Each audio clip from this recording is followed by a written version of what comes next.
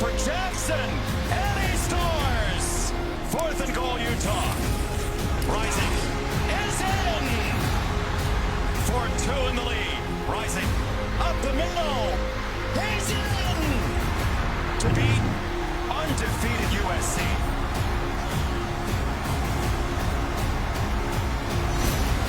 Tears on both sides at the end of that game in Salt Lake City. Utah finally had the lead with under a minute to go. Caleb Williams did so much in that game. Allison Williams needs a little bit more maybe tonight. Well, and it's that game, Jason, that USC's Lincoln Riley points to as a turning point for Williams. It's when he saw his young quarterback really grow up. And Williams described so vividly this week to us the emotion he felt, the emotion we saw that night. He said, I remember leaving the field with tears in my eyes, feeling like I'd been stabbed in the heart. I remember hugging Coach Riley, just the two of us. And he reminded me of his message prior to the game, that no great story is written without adversity. Tonight was their bump in the road, but together the two of them would pave the path forward for this team, and they have. That one loss, the lone blemish on the season. But despite all that, Williams said tonight, it's not about revenge. It's bigger than that. It's about the goals he set when he came to USC, the goals he reminded his team of that night in Salt Lake City, goals that include and depend on winning a Pac-12 championship. Allison, it is all right there for USC. And that's why winning the toss, Lincoln Riley wants the ball.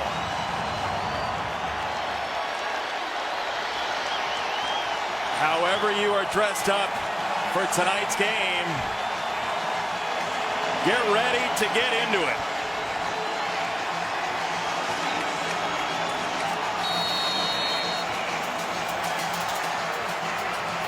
Pac-12 championship from Las Vegas, USC and Utah. Here we go. Trojans will have it first from the 25-yard line. Heisman voting closes on Monday. Caleb Williams with a preamble to tonight against Notre Dame, against UCLA. 44 touchdowns. The interception number is so small, Brock. The turnover all year for USC with just 4 is absurd. The total yards in this matchup with he and Cam Rising in Salt Lake City was nuts. And the confidence that he's playing with right now, Jason, at an all-time high. He is non-stop feeder in the pocket and outside of it. And Caleb Williams from Washington, D.C.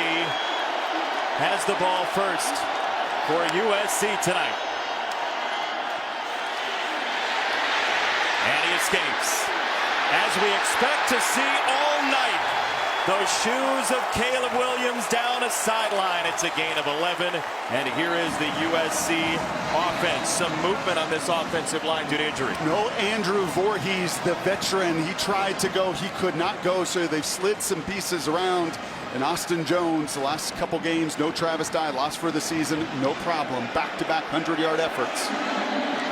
If you tuned in for Caleb Williams' escapability, there's the appetizer on a gain of 11 on the first play from scrimmage. He throws this time to the far sideline. It is Jordan Addison, the Pitt transfer, for a couple of yards. And here's the Utah defense. They lost Dan Fillinger a couple of weeks ago. Gabe Reed at the defensive end spot. He's a key, along with his brother Karene Reed, in terms of containing Caleb Williams. Trying to put a cage around him. Good luck, because all the guy does is get loose. Good news, though. Clark Phillips, the All-American corner, missed a time a week ago. He is starting. He's at the bottom of the screen, and he's number 1. He is lined up with Kyle Ford at this moment. Phillips with all 6 of his interceptions. Travis Dye was hurt a couple of weeks ago, so Austin Jones has become the lead back for USC. Third down. I'll tell you this, early on, and this is what happens in rematches, Utah mixing their fronts.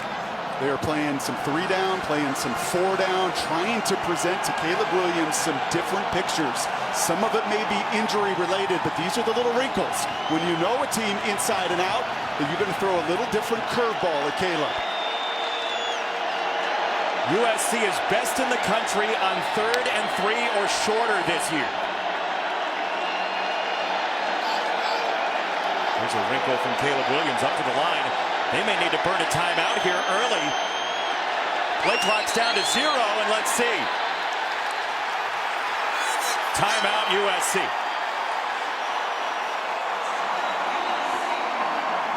30 seconds. So as you were talking about that defense for Utah, Morgan Scalley and this unit had great success pressuring Caleb Williams late in that game in Salt Lake City. In the second half, not in the first half. They tried to come out in their traditional 4 down, which is what Morgan and Kyle have done for years and years, and they could not get home. They could not cage Caleb in. Second half, they turned up the heat. They sacked him 3 times, got after him, and Morgan knows tonight, against a caliber of quarterback, playing with the athletic arrogance right now that Caleb is playing with, you can't show him pre-snap what he's doing, and you can see the numbers there. Now, I would attest that Jordan Addison, going out of that game late third quarter, contributed as well. But Lincoln Riley and Morgan Scalley is going to be a terrific chess match. Not checkers, chess. 3D chess. Stuff you love. I like the wry smile on Morgan Scalley's face. He is ready for cerebral combat tonight as well. 3rd and 2 once again for USC.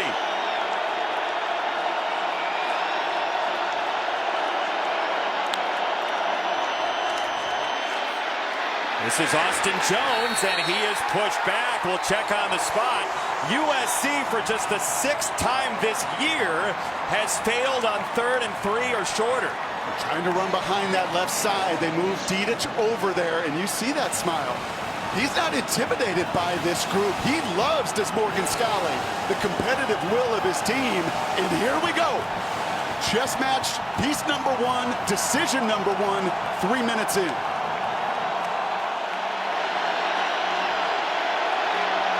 Fourth and 1.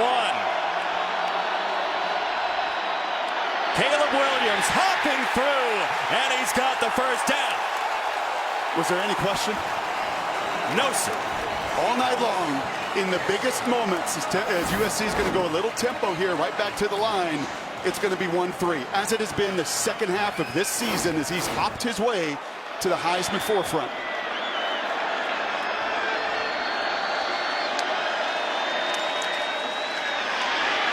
Fades back in the pocket, met some pressure. He throws downfield, and a wide-open Taj Washington inside the 5. And this is a bust. You're going to see Utah drop into coverage with Reed, 3 over 2, but it is miscommunicated.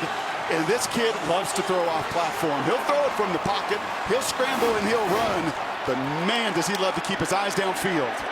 49 yards on that throw. This one for just a couple, and Washington pays it off.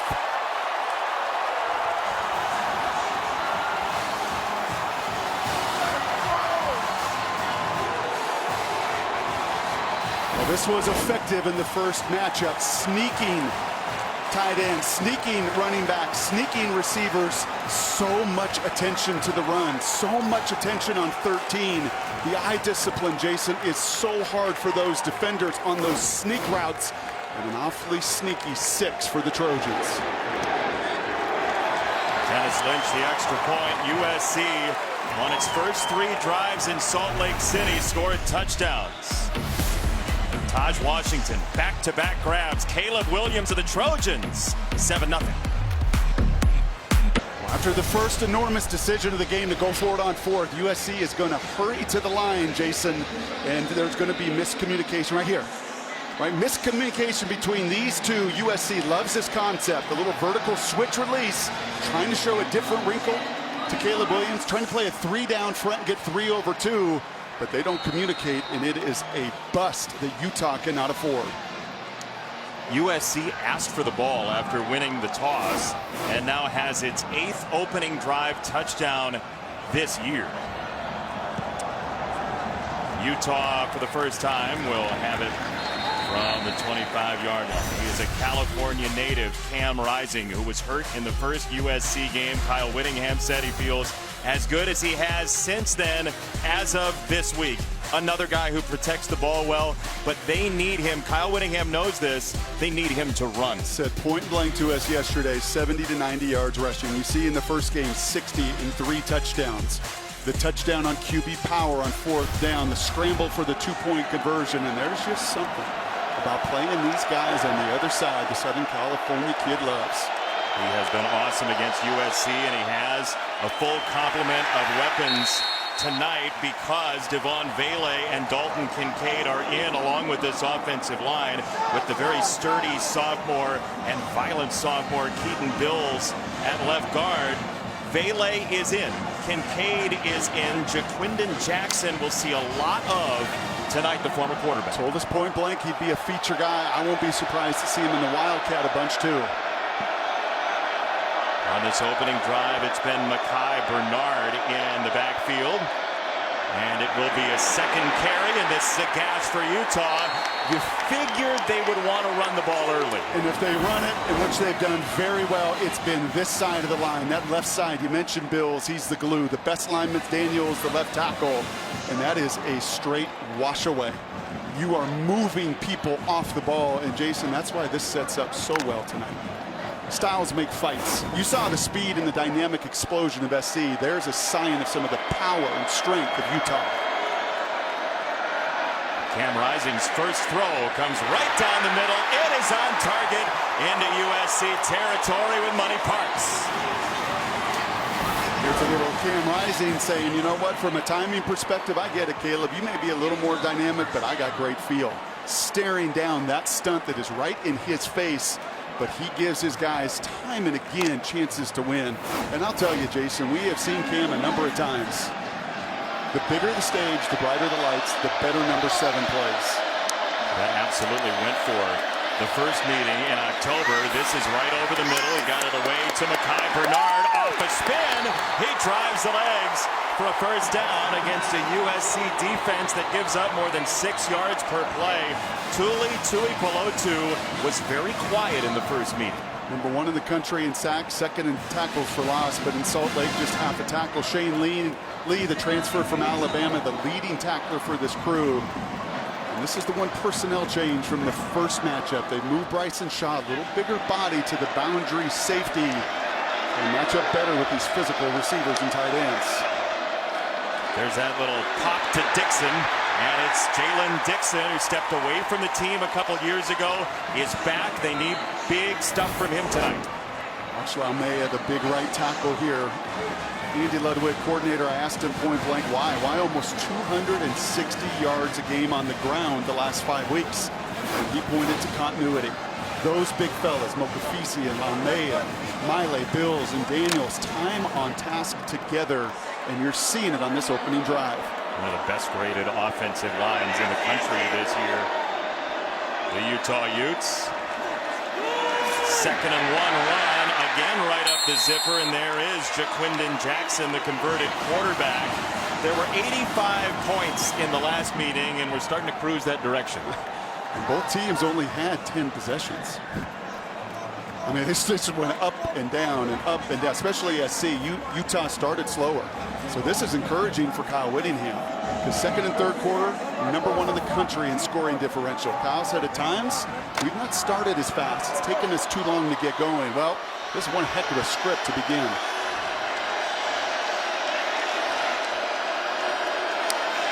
Nate Johnson has checked into the ball game, his 4th game of the year. And he is a very strong runner from the quarterback position. We thought he might get in for this 4th game, and he gets a touch. They're going tempo.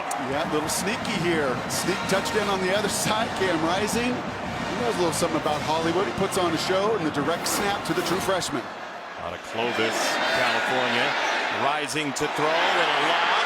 Got it for Johnson, and he goes dancing to the 5-yard line. So he can run and he can catch. And he can point first down. Here we go. And we're going to play this game in the red zone. You might as well almost fast forward, because I think both offenses, without self-inflicted errors, without penalties, and they're both pretty darn disciplined. This is where the game was won in Salt Lake.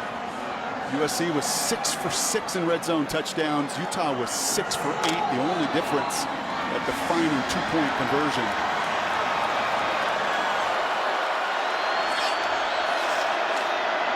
On the run, it's Jackson, and he is doused by Shane Lee, the Alabama transfer, 2nd and goal. Well, look, these are 2 top 10 red zone touchdown offenses, and the defenses are not the same. And these are tight ends and receivers that are usually used as weapons down here in the red zone. It's the wide receiver jet sweep, and Dixon is trampled. Eric Gentry got in there along with Mekhi Blackman. That's a terrific play from Blackman, all 175 pounds, and number 6 right in your face right here. And he's got to beat the block of Dalton Kincaid, who didn't practice much this week at all. Sucked it up and gutting it out to be here today, but Blackman wins that one-on-one. Second of the half. USC has already used its second timeout of the first half. Utah rapping on the door, and you're not going to turn this one down for anything, I don't believe. Pac-12 championship on Fox is sponsored by GMC. We are professional grade. Utah showed big-time toughness in a rout of Oregon last year, 38-10. How about that picture? Looked like Kyle Whittingham was at Niagara Falls. A beautiful look by our crew. Utah driving here with a third down coming up. Yeah, keep an eye on Dalton Kincaid, the leading touchdown reception maker for the Utes. The tight ends as a group have half the touchdowns. He is a big weapon that they will move around, try to create one-on-ones as they're doing now. He moves away from Vele to the top of the formation, rising to throw on third down. He leaves the pocket, fires, and this is incomplete. Pried away. Kalen Bullock on the coverage of Solomon Enos. Wow, and look at this wrestling match. They wanted to go to Kincaid. They get the one-on-one situation. Cam's looking right at him. But look at Max Williams, beaten time and again in Salt Lake. 16 for 16 was Dalton Kincaid, but he is mugged there. There's no place to go, and there's some of the speed of that secondary showing up. That forces Utah into a field goal situation. Jaden Redding from 25. Utah responds with a field goal. There weren't very many of those tried in Salt Lake City. Caleb Williams, who loves to duck around tacklers and create havoc for defenses, gets it again next. You were down on the field before the game, Brock. Kept running into USC stars from yesteryear. Carson Palmer's here. Mark Sanchez is here. Sean Johnson. You just said, throw me the ball. You forgot a word. Marcus Allen. Hall of Fame turtleneck. That is a top flight turtleneck. Stars are out. By the way, for the young kids who didn't see Marcus Allen run, how tough was that? Special, never got hit. A remarkable talent in this building tonight, electric. I mean, what a stage here in Vegas for the Pac-12 title game. Just awesome. A phenomenal season for the Pac-12. Some dangerous quarterbacks. And Raleek Brown on the return for USC. He had a bit of a crease, and he'll get to the 24-yard line. Pac-12 fans, you still have a chance to win $10,000 tonight playing the Fox Bet Super 6 Predictor app. Just download the free Super 6 app on your phone now and make sure your 6 picks from tonight's championship game for a shot at $10,000. What a beautiful venue. This is my first time here. Man. Bright, lively, energetic crowd. USC was rocking and rolling on its first drive. A 49-yard completion to Taj Washington.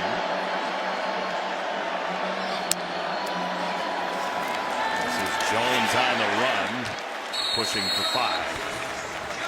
Austin Jones getting the bulk of the carries now with the injury to Travis Dye. There's still about 40-plus points a game without Dye, and he's run the ball well. Yeah, the offense and Caleb are the dynamic pieces. The run game are the gears, right? The cogs in the engine that make it go. And so cool to see Dye ever present, encouraging his teammates. Caleb Williams keeps the ball, keeps his feet, and whirls through a tackle.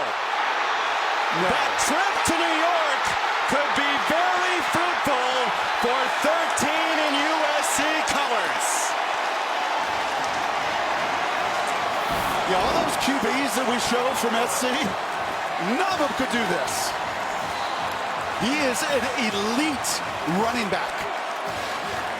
Hubert, you've got to bring your arms. You've got to bring everything when you're trying to tackle this guy. He really is. I mean, he is an elite level running back, runs 4.4, has top end speed that is just different. And that athletic arrogance on display right there. You can't tackle me. I'll spin cycle you nearly to the house. And how about the balance? 59 yards all the way downfield. And the play clock has become Caleb Williams' biggest problem. Delay of game, offense, 5-yard penalty, still first down. Caleb Williams said earlier this year that one of the things he enjoyed and had to do as a kid, he was one of the smaller kids growing up, he got through people's legs and he'd duck around people and he had all those moves in self-preservation, and you can see it play out as a building, burgeoning adult. I know the Lakers are struggling, but Anthony Davis, same deal, right? He was a guard, and then he just happened to grow into a 7-footer. It's a game changer. But Lincoln right now, look at him, tempo, let's go. Get to the plays.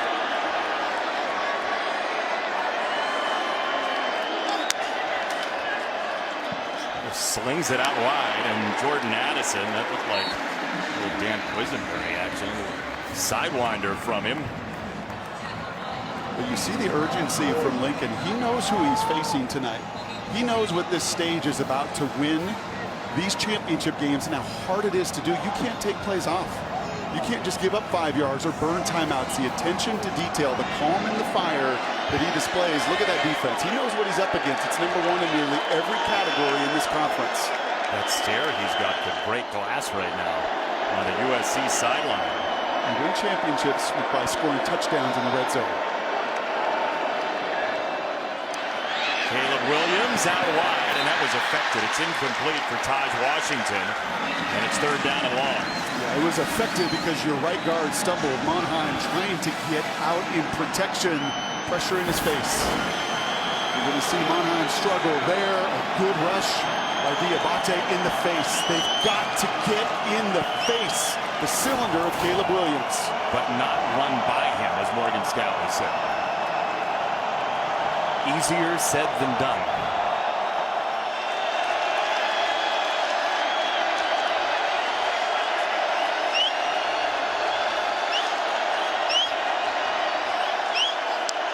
At 1 on the play clock. Pressure got picked up. Williams over the middle. Mario Williams reaches down to make the catch. He wanted to get in. He's frustrated. Now do you go for it? All your weaponry. You were 6 for 6 in the red zone against him last time. Offense is staying on the field in a little different package. Morgan Scalley is going to see here a couple big tight ends.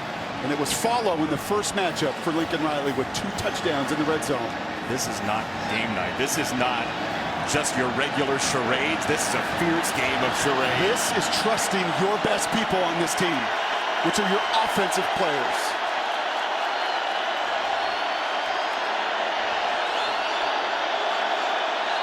On 4th down, Caleb Williams leisurely throws it for a touchdown. Raleek Brown, and USC has been nails on 4th down already tonight. I don't know how Utah loses. This is what happens. You're going to get to the flats, and you're going to watch Utah's defenders here again bust. And it's the problem, and it's the dilemma facing Caleb Williams. You lose your eyes. So how much of this is his danger creating these busts? Danger, danger, danger. All of it. Lynch is good for the extra point. Oh man, if you haven't voted yet and you're watching and you're thinking about it, this is quite the piece of evidence. Whew. USC looks unstoppable right now. The Pac-12 championship on Fox is sponsored by Pacific Life, creating financial security for more than 150 years. And by AT&T 5G, fast, reliable, secure. How about Caleb Williams tonight, Brock? How about the decision making of the head coach? A lesson to young coaches out there: when you get into this stage, lean into your best people. got a little cut on his hands, a little bloody. They're working on that. Doesn't seem to be a problem. Allison Williams, what are you seeing down there? Well, Brock, Caleb Williams led that last touchdown drive with an injury to his throwing hand. He has blood coming, it looks like, from his pinky. He's certainly battling through it, though, and he's getting tended to now by the athletic training staff on the sideline, bandaging that up. I'm going to bet he's going to stay in the game. I think so. But Kyle Whittingham knows. That's why he went for 2 in the first matchup. Why he was hyper aggressive. He's going to lean into his best people, and Lincoln is doing that here early. Utah at the 25. Hey, the Dr. Pepper tuition giveaway is coming up at halftime. Stay tuned to watch 2 deserving students compete for a life-changing grand prize of $100,000 in tuition from Dr. Pepper. Got a match. Got to go right back down this field, just as Utah did time and time and time again in Salt Lake City from the second quarter on. I have to do it now a little bit earlier, Cam. 21-7 USC with the lead in that first game before Utah came back. Cam rising to launch down the middle and incomplete for Makai Cope. Second down. Ooh, awfully close. This is well done. You get the one-on-one against the safety. A little pressure look here from USC. A nice route. But because of the length and the twitch in the speed of Bullock, number 7 right there, he gets in the lane. Cam puts it where his guy can get it or nobody, because these Trojans defensively struggle in a lot of areas, but they take the ball away. 19 picks, number 1 in the conference. Tight end Kendall in motion. Mekhi Bernard, 3rd and long for Utah. Allison. Guys, keep in mind, Cam Rising has been dealing with a knee injury since that first USC game. You see him wearing a brace on his left knee. His offensive coordinator, Andy Ludwig, said it's limited his mobility, created havoc at times with his throwing motion, but still he tells them not to change a thing. Now, Kyle Whittingham said this is the best he's felt, but any other quarterback would have missed 2 to 3 games by now. Cam Rising is so tough, and they're going to need him to be tough to tackle and affect this game on the ground as well. They need him right now on 3rd and 8.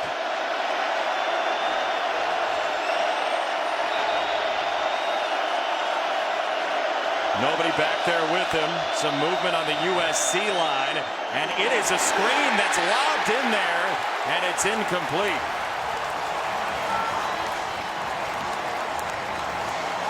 That was Shaw, who is electric right now. Yeah, and this is awfully close. They guess right. This is a pretty good call versus this look as you see the edge pressure come. You want to throw into it, but they can't get that one block. It's Shaw right there that sees it. He triggers, he reacts. Like Blackman did earlier in the red zone, down on the goal line, defeating those blocks, getting off the field.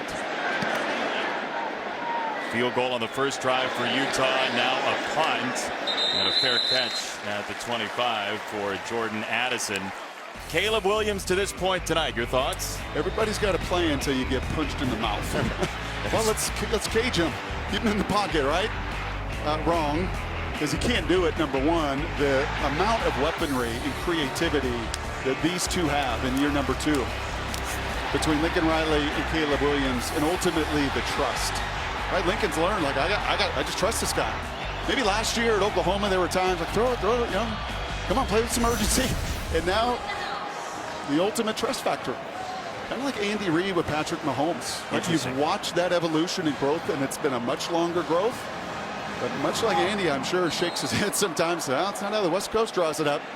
It's the same thing between Lincoln Riley and this superstar. Part of what Lincoln Riley has said he doesn't want to do is he don't want to hold him back. As Caleb Williams keeps it and just sort of walks straight up the middle. It's a menacing walk for 4 yards. Let's watch his hand, though. You know, they're doing a little bit of work to stop some of the bleeding there. You know, he does do the best he can, even the end of that long run, to protect himself and to slide. But he also knows, you can see the blood on the back there after the leg. But being available and durable, the biggest thing for the next 46 minutes.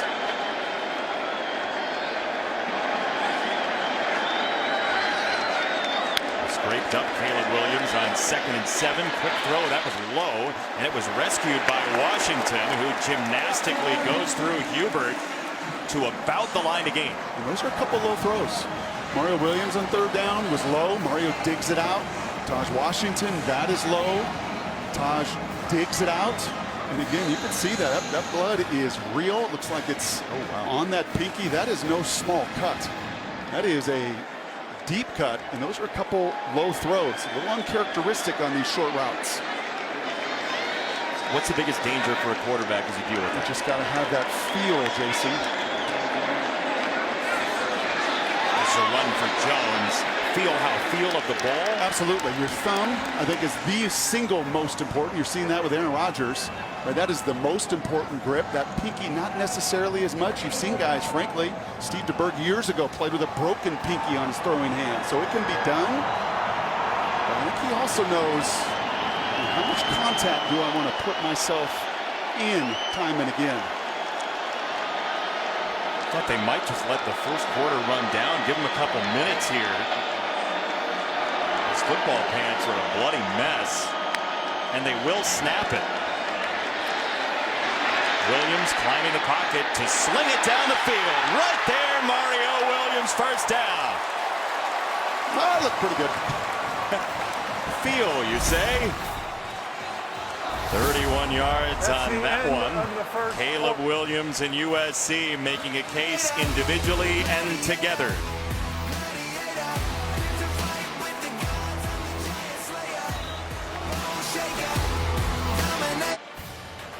Welcome back to the 2022 Pac-12 championship game on Fox, presented by Dr. Pepper, the one fans deserve.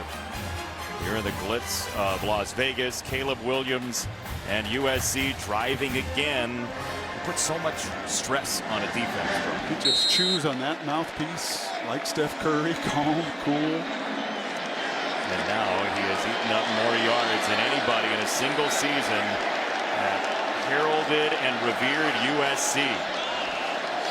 As we start quarter number 2, Williams scanning, ran into a brick wall, then throws downfield, and Addison couldn't corral it. It was over his head. This is going to be a touchdown. This is a little bit of that playground that USC works on.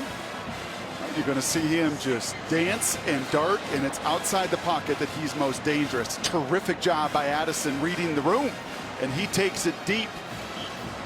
He slips, does Addison just a little bit, but that ball is going to sail over his head. A rare miss.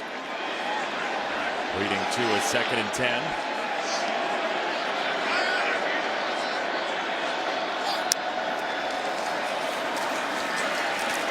Williams with a dart inside the 20 for Kyron Hudson. One of the great challenges is Caleb will also then do this. He plays off schedule. 169 qualified quarterbacks. Morgan Scalley, you can see the hands on the hip. He holds it as long as all but almost 3.4 seconds. And Morgan Scalley's like, okay, I know he's going to scramble around. He's going to do that. But then he also throws right on time, just like that. And it leaves D coordinators like Morgan with those hands on hips. He just said he's got blank forever over on the sideline.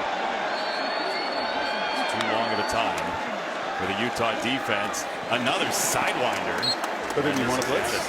Yeah, I mean, what are you going to do? So then you blitz, and you just leave one-on-ones, and he sees it, and he reads it, and the ball is out right there. Chad Bradford's. I mean, this is, the arm angles are never ending tonight. I mean, it really is athletic arrogance. It doesn't matter what you do, run or pass. I have the answer, physically and mentally. So you got to hit him. Canvas. Jones chopping his steps.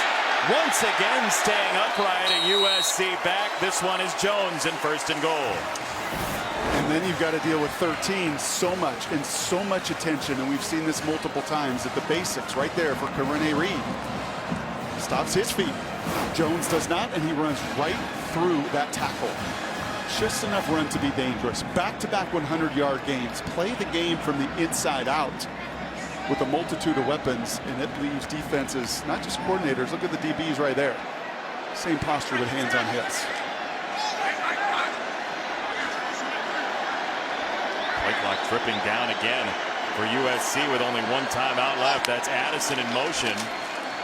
And it's a run, and it's Jones stood up by Karene Reed, and it's 2nd and goal. Maybe a little confidence there for Utah's defense. Yes, but we know what Lincoln Riley does with a play like that. He builds on it. He sequences, so you're going to see that run action, and then you know what follows. Play action, just like they did in Salt Lake with maybe a dump to the tight ends, and it really is a nightmare. Morgan said, oh, everybody loved that game, that first game. I didn't love that first game.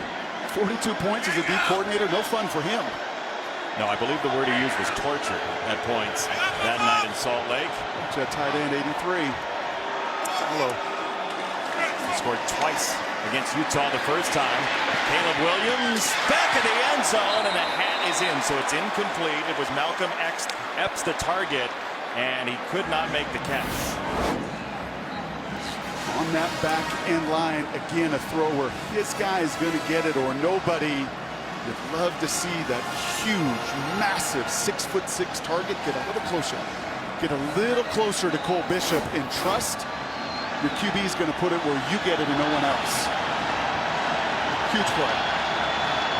But USC has already shown twice they're willing to go for it on 4th down too.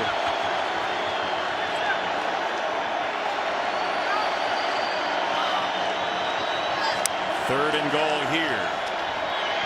Quick strike, batted away. That's Clark Phillips.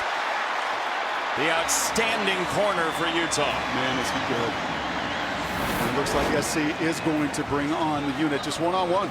That's what red zone becomes. USC won those matchups the first 2 times. The first time now in 9 trips. In about 6 quarters of play, Jason, that Utah holds these Trojans to a field goal. No surprise, it's their best defensive player, Phillips, making the play. USC, maybe because Utah took a field goal earlier, will counter with one of its own. Lynch from 20. And it's 17-3 USC. So Utah does complete the drive defensively to get the stop, and the Utes will have it back when we come back. Now the hustle and bustle and the bright lights and the fluorescence of Las Vegas. Utah in the middle quarters this year has been outstanding. What does that say to you? Coaching, continuity, and trust that Kyle Whittingham has developed here over 18 years. And for a bunch of guys on this team, Jason, this is their 4th title game. So they don't flinch. Kyle doesn't flinch, and his team rarely does. Utah will have it from the 25-yard line. Once again, the Utes have 9 regular season wins. The 2020 COVID year, they only played the 5 games in between that time. 2 wins against currently ranked teams. Oregon State knocked Oregon out of this game. The 3 losses, they lost at Florida. Then the Oregon game, Cam Rising was dinged up 20-17. But again, they're mainstays here at the Pac-12 title game. That's a large part due to that man, Kyle Whittingham. And we have a flag coming in. Utah does not get penalized very much at all. False start. Offense, number 32. 5-yard penalty, still 1st down. The tight end, Logan Kendall. USC does so much defensively, stunting and twisting, and since the first matchup in Salt Lake has done more of that. So these edge players, these tight ends, these tackles, communicating all those stunts and those moves, and that time Kendall trying to get a head start is early. USC had 12 penalties in the first meeting. That really damaged the Trojans. First down, Rising, and a body roll at him, and this is incomplete, nearly picked off by Shaw. This is a good job here by Shaw. You're going to see him the boundary safety again. Remember, personnel-wise, he's about the only different player in this matchup, but he plasters. He sees it. He's playing zone coverage, but he sees that route come in. It turns into man-to-man, and for Andy Ludwig right now, he's 2nd and 15s behind the chains. Can't do it. Not against the speed in this secondary for USC. Where are the answers for Utah on 2nd and long? Rising, scanning, and throwing. It's caught by Dixon, and the ball's on the deck. USC in and Shaw, he nearly picked the last one. This one, he ends up with right in his mitts. Well, when they moved Shaw to boundary safety, they moved Mighty Max to nickelback. And that time, Dixon, a terrific route. He beats Max Williams, kind of like these feisty Trojans defensively have done all season long. They don't win many stats, but takeaways and sacks, they do. And they go a long way to playing complementary football for your offense. Bryson Shaw, who started. Oh, look at that nose. Oh, boy. We just got a bunch of bleeders tonight. Wait, it's a championship round. 12 starts at Ohio State. He is feeling every bit of that. Look at that turnover margin. Insane. My goodness. Take a shot here. Typically do in sudden change moments. It's Jones. And he crashes for 3. Diabate on the stop. Now, coming into this game, we assumed time of possession would be very important for Utah to maintain. USC's had the ball about 2/3 of the game so far. Yeah, in ball security, you have to win the turnover battle, and that's where USC has been the most dominant in college football, the most dominant that we've seen in 20 years. They've only given it away 4 times all season long. In terms of margin, Tim Tebow's Florida team is the last team that had this outlandish of a margin. So Tebow or Urban Meyer? Moon trouble with Big Moon. Thanks. Second down. And it's 3rd and long coming up. Diabate's had a nice series. He's aggressive, and he has to be right there. Tried to run a little counter. This is the #1 run play for USC. They will block down and they will pull. So what you see teams do is Diabate, once he sees that, he's out. He's pulling the trigger. He's in the backfield. The problem, or if you keep doing that, you know what's coming at you, number 3. Caleb's going to tuck that ball. How much pressure does Morgan Scalley bring here? You got to hit him. You have to get after him. Here they come. USC holds up, picks it up. It is incomplete. Sione Vaki on the coverage of Washington. So you get what you want. This is a freshman. Vaki is starting his 4th game. That's the one-on-one you want, but that throw again is just a little high. And I don't know if that hand, that bloody hand, we've seen a little high throws, we've seen a couple low throws. And then we see yet another 4th down conversion that Morgan Scalley's got to defend. USC didn't go for it on 4th and goal. They'll go for it on 4th and 8. Kind of in no man's land here. On a pressure look. Looks like you're going to play some zone. Play clock winding down yet again for USC. Caleb Williams. That might be a hold. His throw is incomplete anyway, and Utah will take over. Addison, the intended target, and Vaki again on the coverage. Offense number 79. The penalties decline. 1st down, Utah. We saw that hold all the way up at the stratosphere. The 2nd and 3rd quarters are real, man. Utah is not going to go away. It is why they're in this game. They withstood the storm the first time in Salt Lake, and that's a huge stop after the giveaway by their offense. The Pac-12 championship on Fox is sponsored by Dr. Pepper, the one fans deserve. Could be a massive stop for the defense of the Utah Utes to get the turnover on downs from USC. Sudden change environment, and it is so much different. The momentum that now builds for this offense when Caleb Williams goes 4 and out. And again, those numbers in the 2nd and 3rd quarter, how this team withstands. They did in Salt Lake down 21-7. This is a big-time drive. Time to get back to pounding the football as they did on their opener.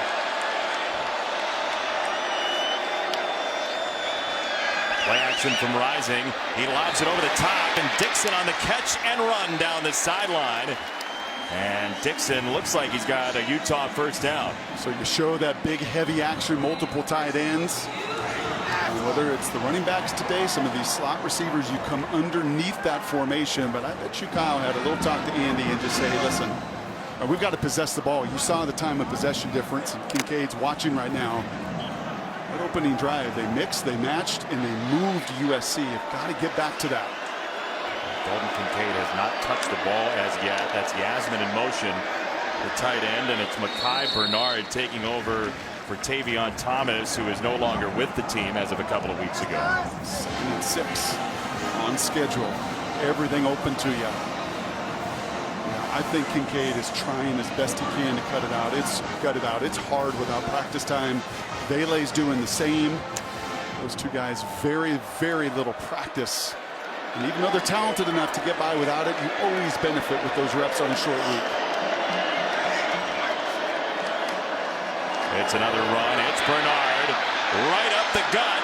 And he is inside the 40-yard line. So they have pounded it so far. Gain of 9. And it's your guy that you highlighted in starting lineups. Big left guard, Keaton Bills, a 4th-year sophomore. It just gets a body on a body. You're going to have to live with some negative plays. The way SC plays and moves and stunts and twists, they're going to get you at times. But you're also going to get them if you have a stick-to-itiveness in that run game. 9 siblings for Keaton Bills.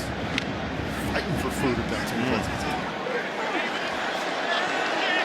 Maya on the right side of the line has 9 siblings as well. Kincaid back in. It's a run. Little sidestep. Bernard gets out of another tackle and gets upended. Ball is loose, knocked away by McCutcheon. Let's see who's got it. It's Keaton Bills fighting for food at the bottom of the pile. That's the glue. That's the guy that Andy pointed to as the glue guy. So stable and consistent, and because he chases this play down after 2 broken tackles from Bernard. He fumbled in the first matchup as well. That is textbook from McCutcheon, sticking his face on the ball at 51. Right time, right place. Bernard fumbled inside the 5 in the first meeting, and so it's Jackson in as the tailback. Now Bernard out of the game in the tailback spot. Now he's in at wide receiver, and Rising will throw, and right over the top, Bullock the tackle on Bernard. Alex Grinch, defensive coordinator for USC. He's been in 6 championship games in his time, and he says we always get the best version. That's what we know in a championship game.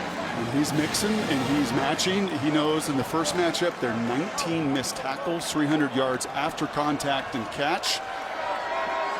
Was devastating. Cleaned it up, and they've been flying around tonight.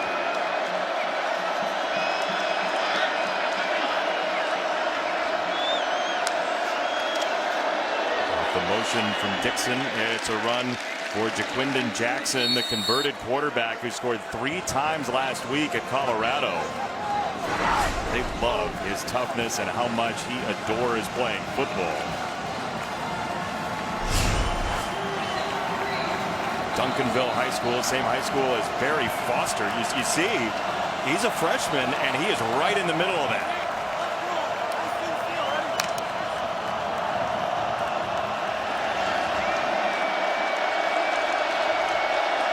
Kincaid. No Vele. Kendall instead in motion, and that's a tough run, but it's not going to get there. Eric Gentry bursts through the door to tackle Jackson, and you got to go for this? What do you think? Yeah, you do. And that 7'1" wingspan, that pterodactyl right there playing linebacker. A body type you just never see at 6'6" and 200 pounds for Kyle Whittingham, looking at, staring at. He relies on analytics in that book, and I think it's telling him right now field goals not going to be good enough in the red zone. Nate Johnson, the Wildcat quarterback, is in the ball game, but he is not going to take the snap directly. It's Rising faking the pitch. Cam Rising the run, and there is the toughness for the young man from the state of California.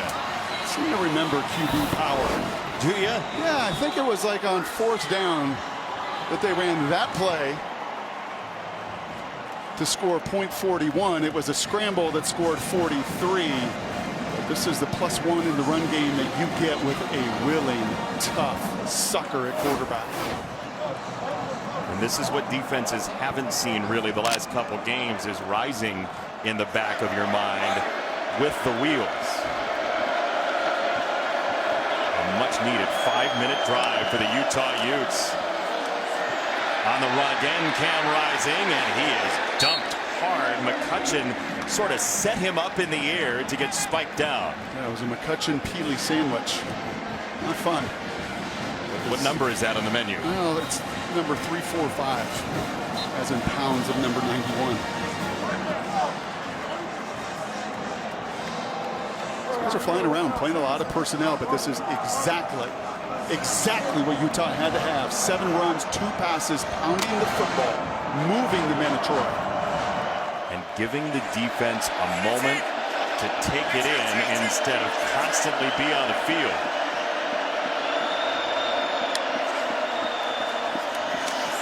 Rising, little shimmy, and Cam Rising goes crawling for a couple more yards. They'll spot him back at the 8. Nice job by Mekhi Blackman. It was his play on the previous red zone, beating a block. You're going to see the corner here, just 175 pounds, and he wins. Does enough there, get to the legs of Rising. This is different, Jason. No Bailey and no Kincaid. Your touchdown makers down here. Somebody else against Mekhi Blackman and crew have got to step up and win their one-on-ones. Enos at the top of the screen. Jackson the tailback, 6 to snap it. It's Jackson, and he sniffs the end zone, a touchdown.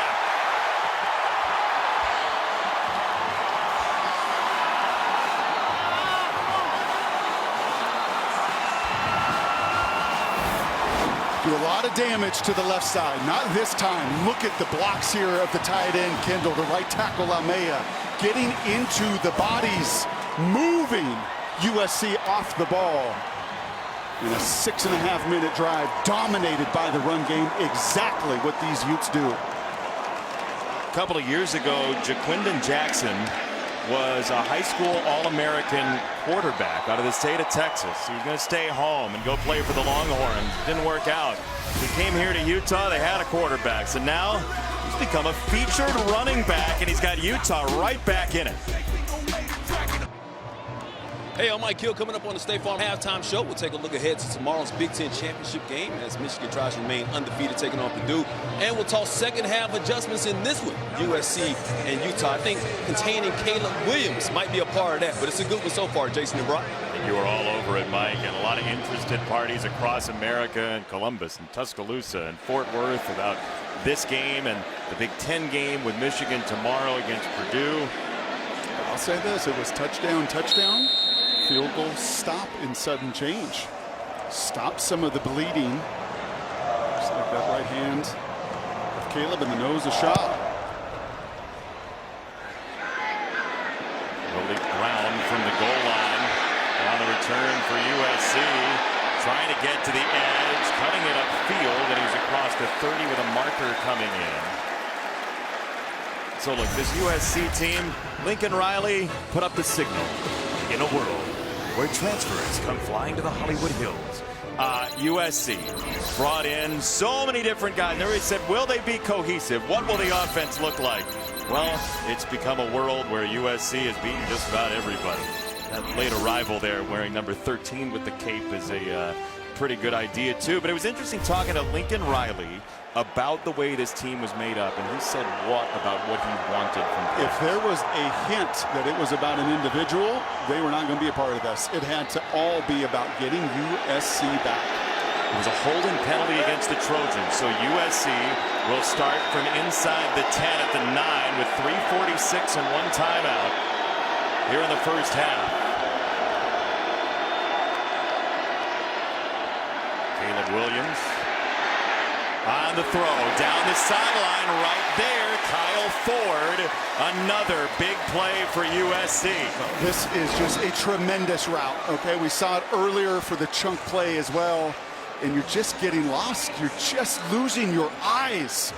Those were some of the biggest coaching points for Morgan Scalley. You can't look at Caleb Williams. You have got to have your eyes on your assignment, and the big plays have come from bust with the eyes.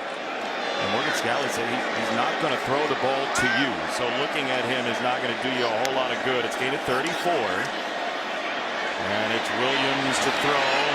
And to take a moment to himself, it's Washington again. Little dance party by Reed down the sideline. And we go downstairs to check with Allison. You guys have mentioned how USC had to shuffle their offensive line without Andrew Voorhees. Justin Dedich, their guard, is now on the left side, and he took the coach's seat for a bit, telling these guys, look, I know they're showing us a lot of stuff, but it's nothing we haven't prepared for. We have to communicate every snap.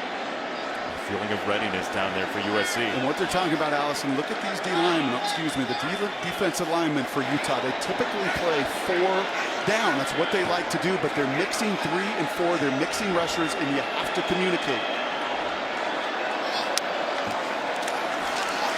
2nd and 1, Caleb Williams, that's Reed, and he hemmed him in beautifully. Look, that is exactly the technique Morgan Scalley wanted to talk to his team about, and he got it there from Reed. Well, look at this, right on the edge, right here. Look at this violence. They call it shocking and shedding, and that is a shock to the system of Mason Murphy, the youngster that's getting the start tonight. And that is so similar to one of the sacks that turned the game in Salt Lake City in the second half. I said yesterday, slow down, don't run by him, and you saw Reed chop his steps there and complete the play. It's 3rd and 8. See if this sack dooms a drive. This throw out wide, it's Raleek Brown. He planted, he stayed up, and he goes spinning out of bounds. Now let's see where the spot is. This is going to be very close. He keep his knee off the ground as well with that hand plant. Let's see. He's down. Oh, yeah. This will be a quick review. He is clearly down, and guess who? Sione Vaki. Enormous play. 2 of them in the sudden change in coverage, and that time coming up and corralling the freshman Brown. He is going to be down, and Utah is going to get the ball back again. Play has been reviewed by replay. Loves it, he says. The runner was down at the 41-yard line. It's 4th down. So that's that point-to-point review that you see sometimes, and that awesome. is beautiful for the game. Happens so quickly, they got it right. That's well done. And Morgan Scalley, remember, hands on the hips in the first 2 possessions, giving up touchdowns. Kind of a little different demeanor there with 3 back-to-back stops, and really that field goal is a stop. I mean, they were cut, Jason. I know the USC guys were the ones cut and bleeding, but it was Utah that was scuffling, and they were cut. And Raleek Brown don't like it. USC doesn't like it. But Utah is doing what they have done all season long. And Lincoln said it to us. These end of quarters cost us in Salt Lake. Costly now. Sleep Dalton back to punt, and he roams and boots it away. Fair catch. And it is Vele from inside the 20. So $1:40 to go for Utah. The Utes will get the ball out of halftime. Big drive when we come back here in Vegas. The Pac-12 Championship on Fox is sponsored by Cerveza Dos Equis. Get a dose. Please drink responsibly. Last time USC won the Pac-12 championship game was 5 years ago. Sam Darnold and the Trojans. Ronald Jones had a very nice day against Stanford. $141 and 2 scores. And that trophy would be the thing that projects USC and propels the Trojans into, we would imagine, the college football playoff, being the 4 this week. You win your hand, period. Oh, yeah.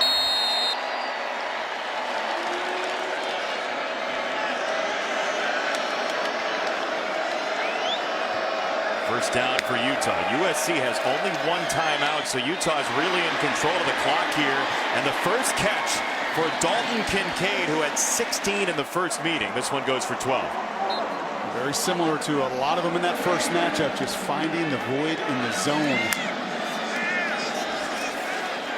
Another stunt on the line for USC, and that's a drop by Bernard, who has really struggled with ball handling in this game and in the series this year. Wow. And that was going to be out the gate down the sideline. And he could feel it. He could sense it. Nobody is around him, and you could see he peeks. Just peeks for a second because he knows there is another 10, 15, maybe 25 yards of turf in front of him. I think that's going to bring more Mr. Jackson on the field eventually. For now, Bernard on 2nd and 10 is the back.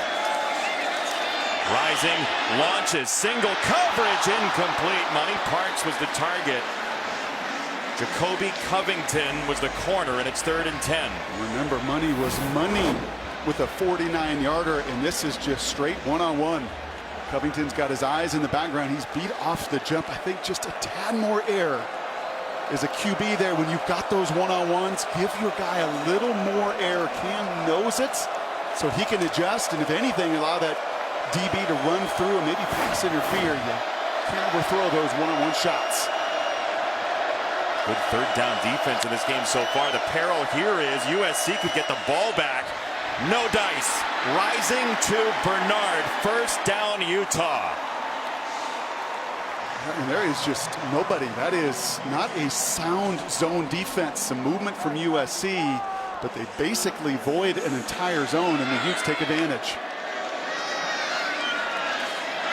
Rising snaps it out wide. It's Money Parks into USC territory. A minute to go.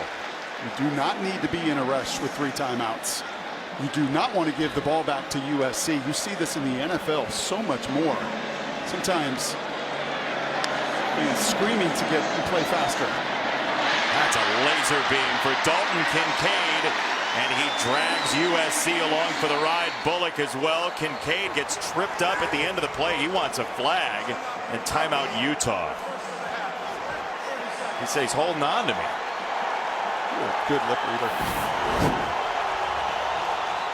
I'm not seeing much of 86 really until this drive tonight, but USC saw 16 for 16 every time they went to 86, week number 7.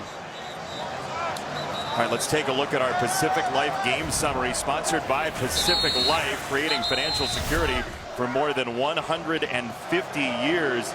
Look, Utah took a couple punches early, but they're coming on back. This is the number 2 third down team in America. Better than 50%. And you have felt at times just casual. It's like they got that lead and just kind of, we're good. No, you're not. Caleb, not against this opponent, not on this stage. That crew from Salt Lake is battle tested. They're mentally tough. And number 7's played his best ball against you in this program the last 2 seasons.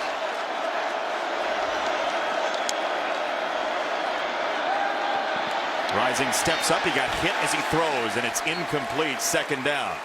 And I think you've got to do more of this if you're Alex Grinch. And he mixes and matches and plays lots of fronts and moves people around. Very sophisticated were the words that Andy Ledwig used to describe Alex Grinch. But with a hobbled Vele and even a Dalton Kincaid used in spots, I'm playing a little more man-to-man. You think? I think you have a speed advantage over a number of these guys. And I think you've got to trust that speed.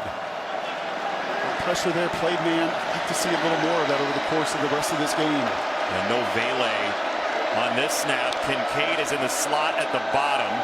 Second down. Rising has to chuck it on the move, and he does avoid the sack. It's third down. And that is man with a bracket. You are going to see, kind of like in the red zone, we saw this with Kincaid. And look at the 2 Trojans. Okay, we'll play man everywhere else, but we are going to make sure that we've got 2 on you. That's the plan. And then rush 5 and really force the issue, because I believe your team's speed on the back end with this hobbled Utes group is better.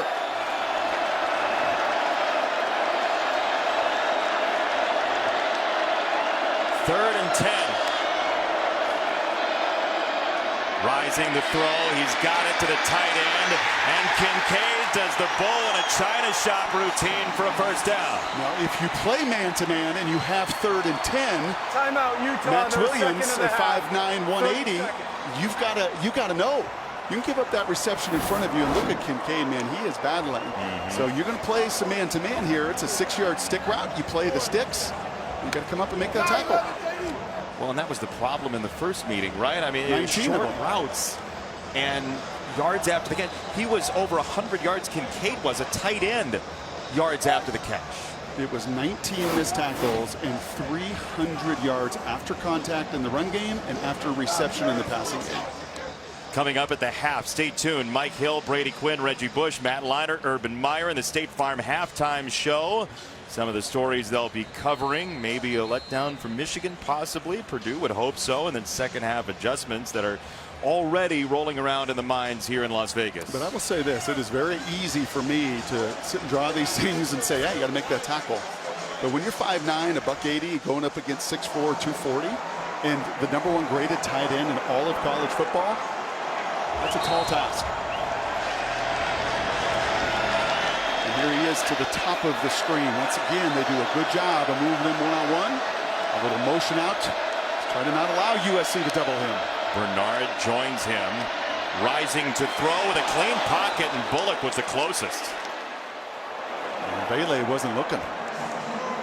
Again, another guy that did not get any practice time. You're going to see him from the slot here. Cam Rising anticipates, and it sails on him. I think if Vele sees it, he at least extends his arms. And that was nearly another takeaway for USC. Would have been the 6th pick for Bullock this year. Now Vele comes off. 24 seconds and 1 timeout in the first half for Utah. Going man to man. Dixon in motion this time. Now Rising on the roll, waving to his receivers. First down, Cam Rising. There's a marker in as well on a possible block on the sideline. Solomon Enos just wrestled Jacoby Covington to the ground. Holding, offense, number 21. 10-yard penalty from the spot of the foul. Replay second down. I mean, I love the violence and the effort. Enos, the veteran, he can see his QB scrambling, but you're going to see him coming into the screen. Yeah, Alex Grinch, that's a pretty obvious one to see. Covington comes up to try to make the tackle. Enos wraps around. Now remember the field goal dilemma here too, and how valuable some yards are going to be for Alex Grinch. And more importantly, on the other side, only, what, 12 attempts, field goal attempts in 12 games for the Utes. Not a lot of distance with their kickers. A couple of kickers they would decide on right around the 40-yard range. Rising to throw. Wide open man to the 5. It is Yasmin. Now 11 seconds, 1st and goal, and Utah likely will use that 3rd timeout. Timeout, Utah. Their 3rd and final in the half.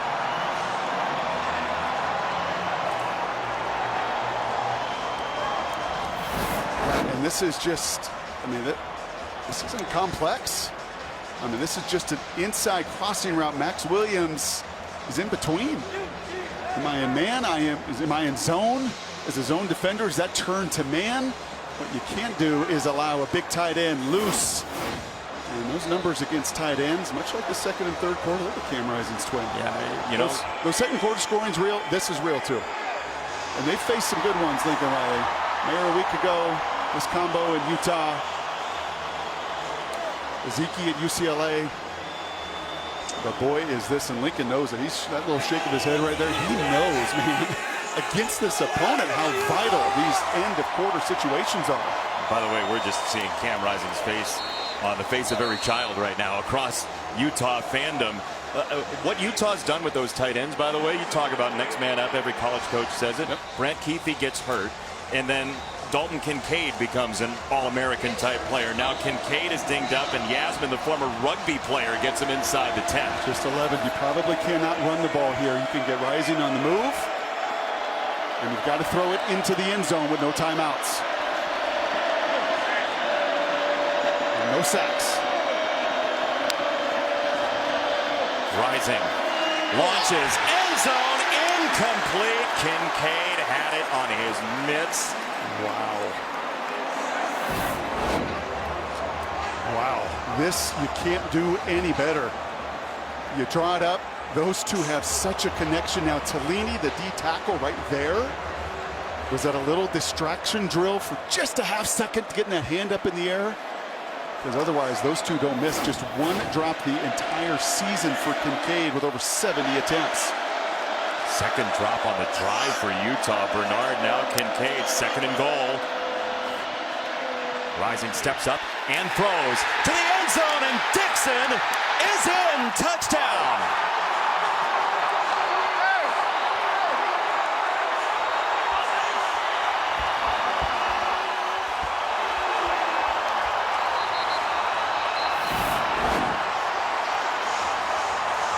Same play.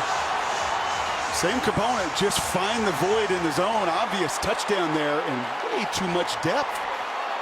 That USC secondary did not play the goal line. They drop into the end zone, and the 6-year veteran Dixon rising to the occasion. How about Jalen Dixon, who left the team 2 years ago? Kyle Whittingham said, in order to come back, I got to know you're all in.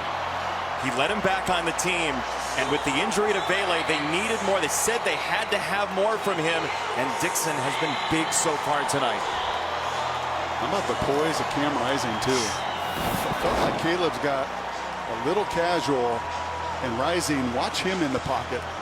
Looks left, he comes all the way across, plenty of time to throw, but you can see it there.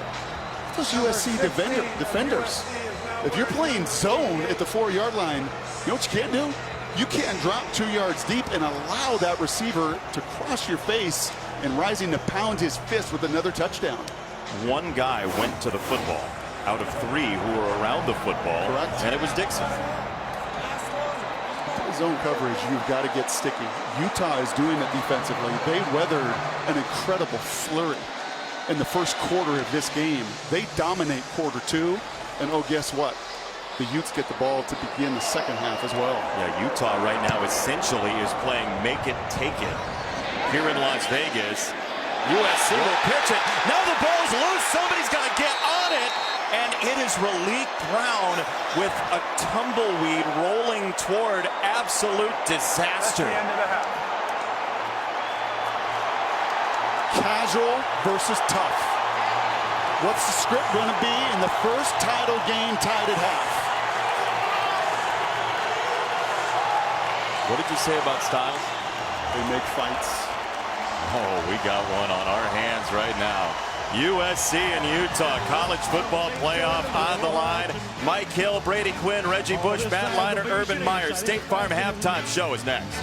A little more bite, a little less bark, a little less bite, a little more spark. Welcome back to the 2022 Pac-12 championship game on Fox, presented by Dr. Pepper, the one fans deserve. USC and Utah were separated by 1 point the first time. They're tied at halftime the second go-around here in the sequel. And USC with the college football playoff right in front of it. Can't shake Utah, Brock Eward. Something about these two styles. We saw it in Salt Lake, just huge swings of momentum. Right, and that's what happens in title fights. And you got to weather it, and Utah weathered it. USC came out ablazing. Anything they wanted. Caleb Williams, right now, everybody's Heisman Trophy winner, as Kyle Whittingham said this week. Well, first couple drives, he absolutely looked like it. He was electric. Look at the number of missed tackles. They could not bring him down. 5 missed tackles as he explodes for the run as he's done all season long. Well, number 6 there as well. And really, USC had their way. Utah was so confused, losing eye discipline, losing composure. But then that steely, tough team from Salt Lake City got back to basics, got back to running the ball. The huge sudden change after their fumble, and they stopped USC to these 2 touchdowns they put on the board, Jason. It was 25 plays, including that touchdown with 2 seconds left, to 4 plays. After that fumble, after that stop, that was the critical juncture in the second quarter. Yeah, Vaki, the safety, was so big on that drive, and that's why the time of possession is even close at this point, because USC had it for the first 11 and a half out of 17 minutes in this game. I'm kind of anxious to hear what Allison heard from both of these coaches, because I think from Kyle it's going to be, yep, this is what we expected. We got some guys beat up. We had to adjust, and boy, did they ever.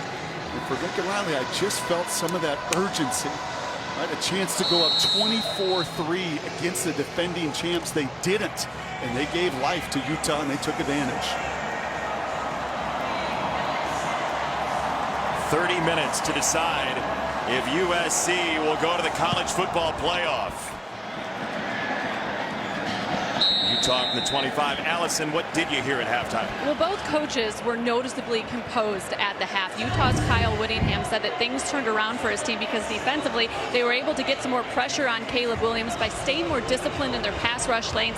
And to Brock's point, they finally started tackling better. He said, we were horrible tackling early, and offensively they started to run effectively, and Cam was making some plays when they needed to. Lincoln Riley was not rattled at all about the way that half ended. He said that's what you expect. It's a championship game. Both teams are going to battle to the end. We'll respond. We just have to settle in. We'll see who settles in fastest. Mekhi Bernard nearly got hogtied, and there is a marker that flies in. Sounds like a face mask is coming. On Tellini. Personal foul, face mask, defense number 31. The 15-yard penalty will be added to the end of the run. Automatic first down. That is a former rugby player from Samoa, Tellini. That was one of those tackles that just looked odd, and Bernard got the face mask out of it.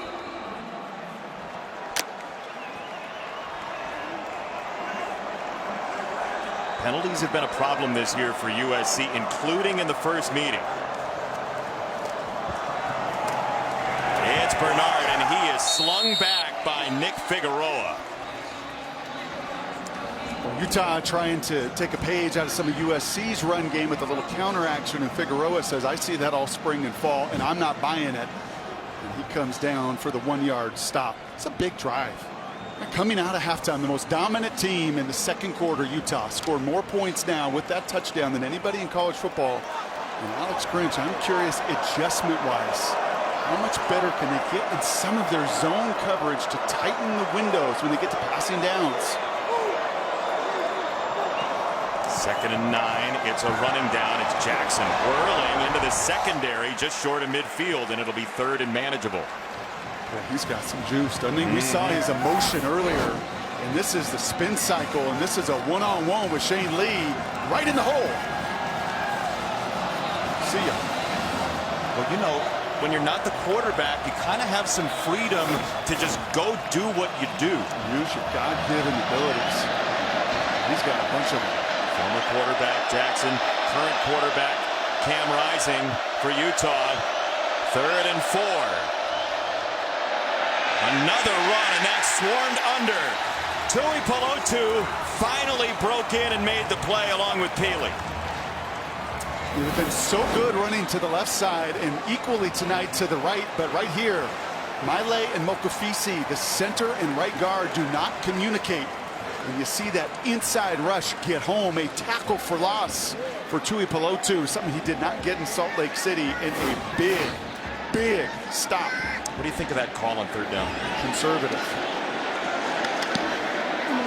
Bomeister to punt. Addison, who only had 3 catches for 13 yards in the first half, holds the ball, and USC will get it back. We'll see if this offense can get back on track for the Trojans next. The Pac-12 Championship on Fox is sponsored by Hampton by Hilton. Hilton for the stay.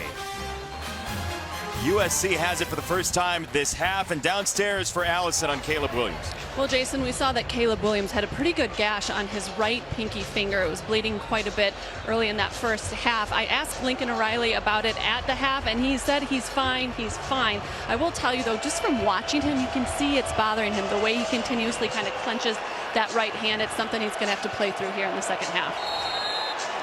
Yeah, that is no small gash, and I will say this, Allison, get him on the move. The more he's been between the tackles, advantage to the Utes, get him in open space and let him react again. First play call for Lincoln Riley. Williams fading back to throw, and it's incomplete. Too much for Taj Washington with Bishop over the top. That's the one route this offseason. If there is one area statistically that he can improve, percentages are pretty low on those deep shots, on some of those go routes. Not the deep overs, but that route in particular. But once again, between the tackles, I think Morgan Scalley says, great, we can at least corral him there. It's a little bit of a self-corral in that way as it's 2nd down.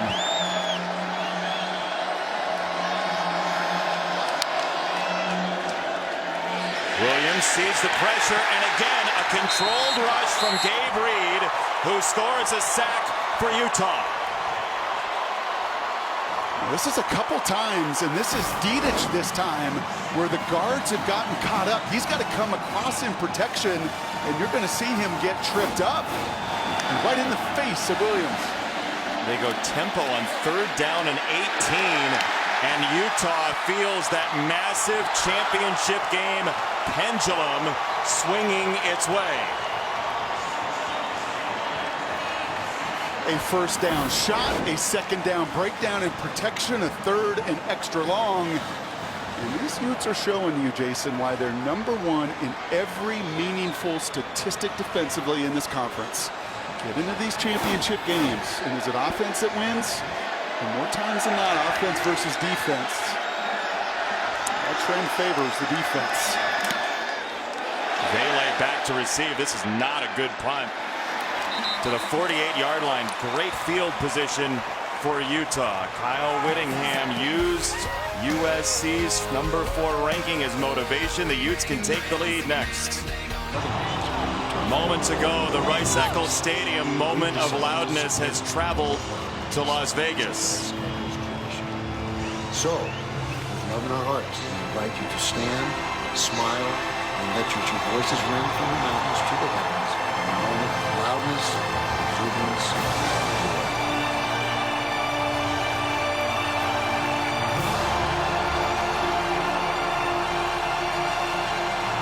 We were fortunate enough to be at Rice-Eccles Stadium during the first meeting. So emotional. It has come here to Vegas. And Cam Rising's tripped up and sacked. The long arms of Gentry finally tripped him up. Wow. He is 6'6", he is 200 pounds. He looks nothing like any other linebacker in college football. And he's got a 7'1" wingspan, like a pterodactyl, and it took every bit of it to get to the shoe tops of Cam Rising. He's different, man. And he's learning how to use all that length is Eric Gentry, and what a big sack. So now Utah behind the numbers, 2nd and 19. They go empty for Rising. He throws sideline, and nearly a one-handed pick by Blackman. Oh, and I think that sideline is shocked that the 6-year senior, the transfer from Colorado, does not come down with it. Here is good zone coverage. Here's eyes to the backfield. I think he misplays it, thinking it's going to get above him. He puts 2 paws up, and that's pick 20 of the season for SC. As it is, it's a 3rd and 19, and the Trojans in the house are making some noise. Two downs ago, Utah's crowd was in charge. 1 sack, it flipped completely here in Vegas. 3rd and 19, Rising is right on target. Money Parks broke free. Touchdown!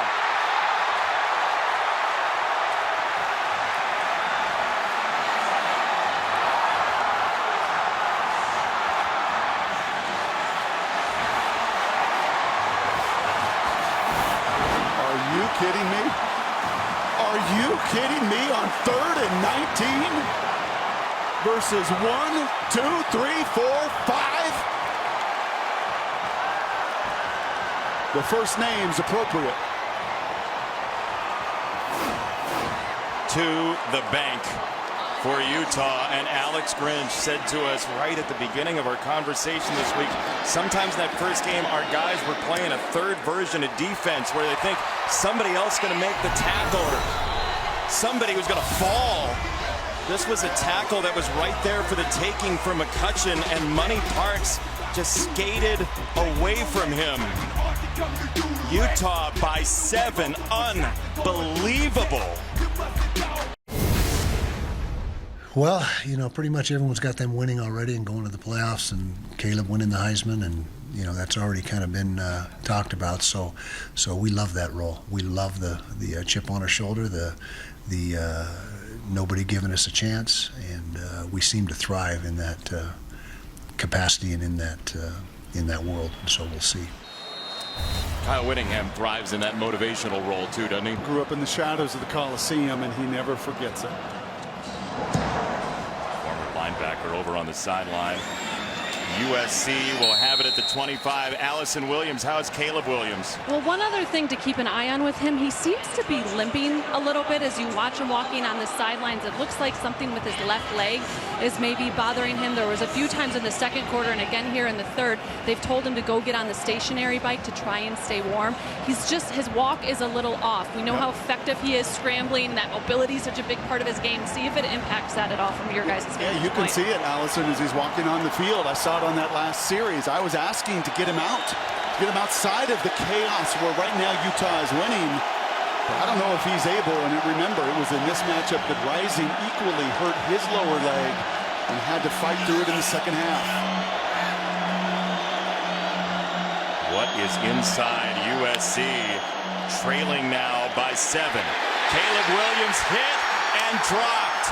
It is Peppa with the sack, and Caleb Williams had no escapability. No, he did not, and you're going to feel some of this movement. This line is struggling right now. They're falling down at times in protection. Monheim, the right guard there, is caught with 2, and Peppa at 345 is just right in the face of right now a hobbled QB. Got to get the ball out. On 2nd and 20. Get to empty. Good move by Lincoln here. Now you got to spread him out and slow him down and get the ball out of your hand. Line drive incomplete. Kyle Ford, the intended target. And he has them. And again, I don't know if the mechanics with the lower legs here on the throw, watch, kind of awkward, but he's awkward anyway, and that ball just nosedives. That is a completion that he has hit time and again, and right now totally out of sorts. And the confidence building for Morgan Scally and his defense. He's rocking on.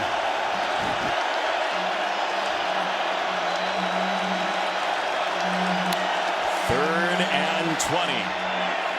Jones out of the backfield, and Jones is drilled short of the 30-yard line. Lander Barton, the freshman, and there's Caleb Williams again. He does not feel right. You're right. He's not close.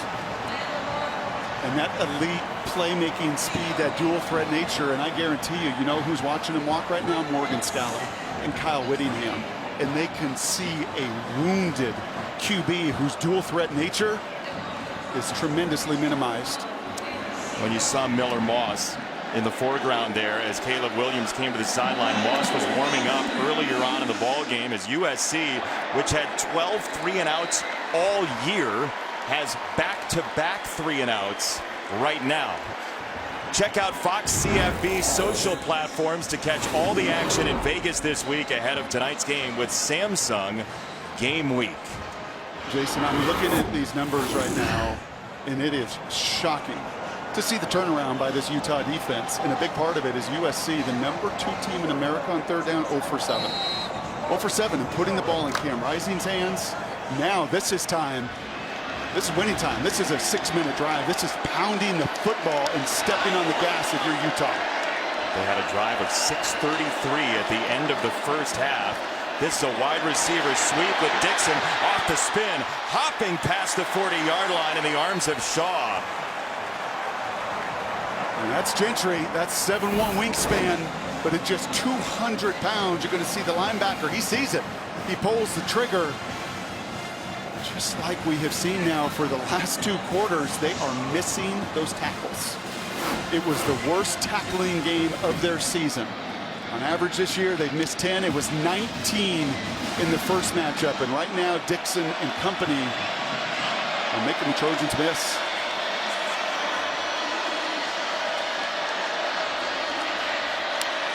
With the play clock under 5, the snap and Rising on the run, and he lurches forward to get the first down. Good awareness from Cam Rising. And I think you just start to utilize that. Shorten this game, right? Minimize these possessions. Look at the difference of the best second and third quarter team in the country. Situationally winning, reacting to sudden change, and just weathering that early storm. You never know in a college football game or a season when the break is going to come your way. Rising off his back foot to the sideline, and it's incomplete for Kincaid. A coach took a spill. They hit on that play a couple of times in Salt Lake City. Nice coverage by Covington. Yeah, this is a little bigger corner. Covington 6'2", and that's the difference. Wasn't playing in that early matchup, and enough speed to come back on a throw a little bit late there from Cam Rising. And a terrific job by Covington to break it up. From Columbus, Ohio. Yeah, I was just going to say that. They are watching this game. Why do I feel the Rust Belt right now? Why do I feel Buckeye Nation? On the edge of their couch. This throw is complete by Rising. It's Bernard. It's a gain of 1. 3rd down for Utah, and Caleb Williams again not feeling great, walking toward the tent.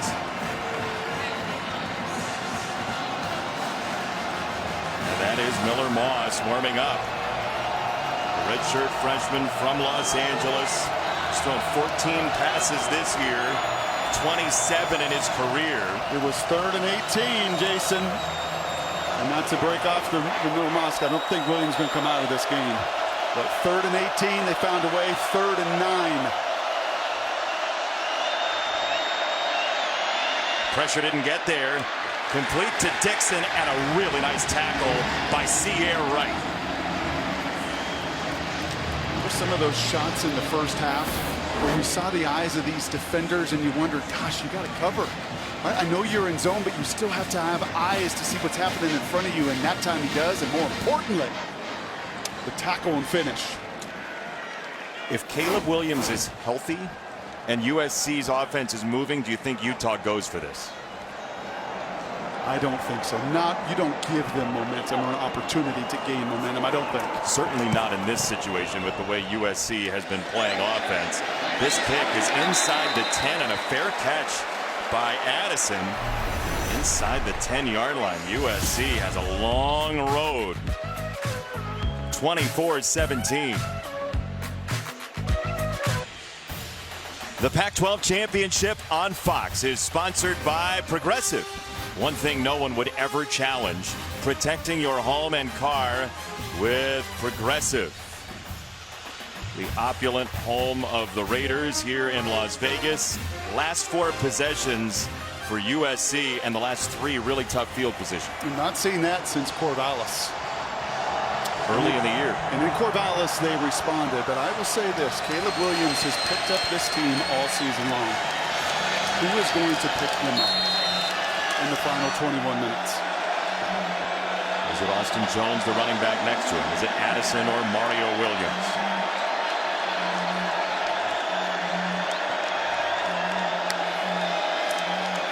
Caleb Williams to throw, gets it out quickly, batted in the air, and available and caught.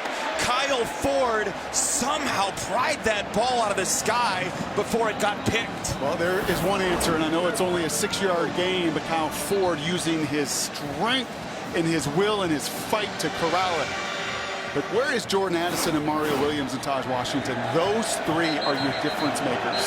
The ruling of a catch on the previous play is under review. This is going to be under review. Let's watch again and see if he completes the catch. What a tremendous effort from the kid from Corona to just come back to the ball. Dean Blandino is with us. That is an interesting one. You do see a hand under the ball. Dean's getting a look at it as well. Dean Blandino, what do you see? Yeah, looking at control here. Does he have his hand underneath the football? Does it touch the ground? Does it come loose?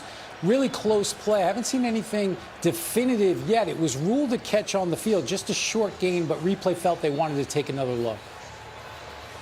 And Dean, I think it is the right thing because every one of these yards is going to matter. Every inch is going to matter. I do see it moving and his hand separates. I could see this go either way. The catch stands. It's 2nd down. But the call was a catch, and Dean is right. Nothing to overturn it. I'm looking at my notes, Jason, and one of the things that's compelling is Lincoln Riley, who Morgan Scalley and many in football respect as one of the great play designers. He said to us, we've got to move the target. We cannot sit and let Utah and this #1 defense dictate. Caleb's mobility has been greatly hampered, and I'm curious how that man is going to create movement, jet sweeps, screens, releases to beat that man, because right now Morgan Scalley's crew is dictating.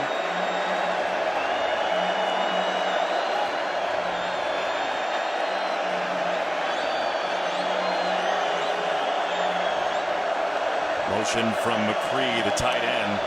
2nd and 6 throw for Caleb Williams. That's nearly intercepted. Karene Reed read it perfectly. This Utah defense is having fun right now. And that's crazy to say against that guy, because it has not been that way for anybody. It was not in the 2 opening possessions. And remember those eyes that were everywhere and losing assignment because of Caleb scrambling? Right now, they are dialed right in on number 1-3.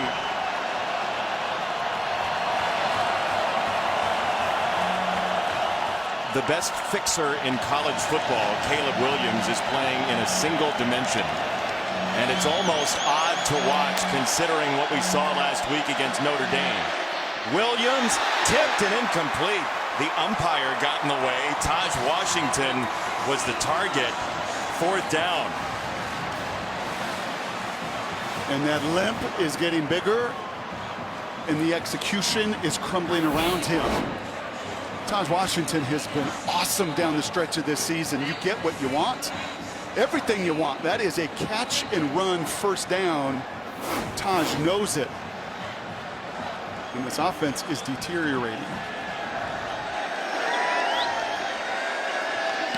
Can the defense hold up long enough for the search for answers to continue in a 1-possession game for USC's offensive brain trust? Oh, tomorrow on Fox, Team USA's World Cup journey continues as Christian Pulisic leads the Stars and Stripes into the round of 16 against the Netherlands. Coverage begins at 9 a.m. Eastern, only on Fox and the Fox Sports app. This crowd's going nuts for the Americans. Fox College Football filmed in front of a live studio audience. That's a huge game coming up. The flu evidently going through the Netherlands team, by the way. It's a run for Utah on 1st down. Jackson on the carry in 2nd down coming up for Utah. Kind of interesting, that soundbite we played of Kyle earlier, that this crew likes to play with a boulder on their shoulder. Well, now they got the lead. Now they got a hobble quarterback. Now they have momentum. And now you are the bully with the 1-score lead, and it's time to switch those gears to championship mode, and that man knows it. They are the defending champs. They finished a year ago. At some point here, they have got to impose their will and finish. 2nd down for Rising, and he's hit and dropped. Boy, Gentry has played a really nice 3rd quarter. You know, Utah is becoming dynastic in this Pac-12 championship game, right? USC is the story here to go into the college football playoff, the headline on A1. Utah's been here the last 4 full seasons.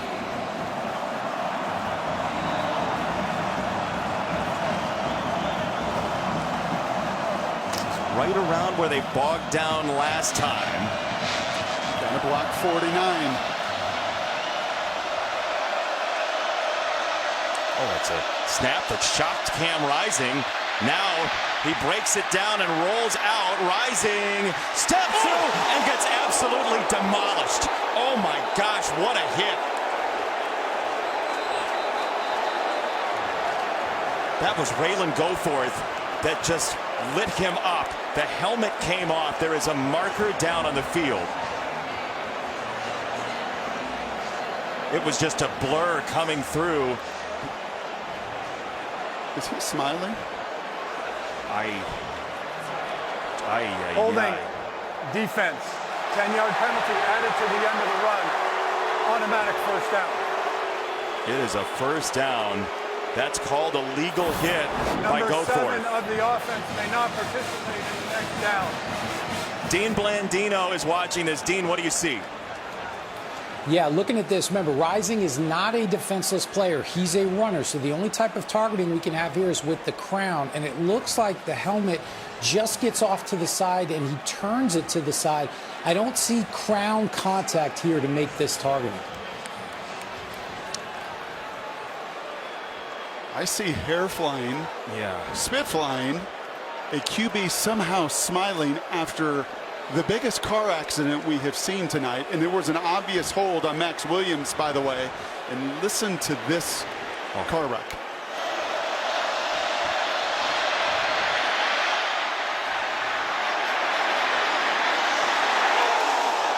Now, the thing about this is when you get hit like that, you know you don't have your wits about you necessarily. And when things like a hit to the head happen, the helmet comes off. And so Rising is not going to be able to play this down. Unless now they're reviewing this for targeting. They are. And if it is targeting, he can come right back into the game. Dean gave you an excellent explanation.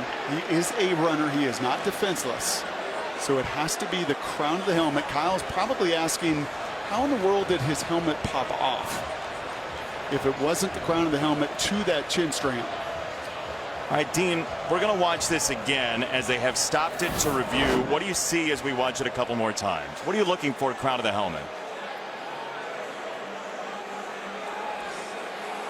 About the apex, and it's a 6-inch radius. To me, I can see the crown of the helmet clear when he makes that contact, and it appears to be more of the side of the helmet. It's a big hit, no question, but I don't see crown here. Let's see. Targeting on the play. The defensive holding penalties in force. It's 1st and 10. Yeah, no targeting. It was a gruesome hit. Yep. But it was not targeting by the letter of the law. Remember the word Andy Ludwig used 6 times October 15th about that guy? I remember tough quite a bit. Unflappable. Let's go, man. Unflappable. Let's go. His head pops off, his hair flies, and he don't care. Gather the pieces, put them back together, and go play. We asked Andy Ludwig yesterday about Cam Rising. We said, look, what can't you do with him because of his leg injury? And he said, Cam came up to me and said, don't be doing that. You call what you are going to call. And now it's Bryson Barnes in for a play. He was in for Rising when Cam Rising could not play earlier this year. 38 passes so far in his season. And Jackson does a little hopscotch and ends up making 3 or 4 yards out of that thing. You saw Lincoln Riley amidst that targeting review call that defense together, and I guarantee you it was, listen, you have to pick us up. You have got to go tackle and finish. That is a perfect call with 2 Trojans at the line of scrimmage, and they can't tackle.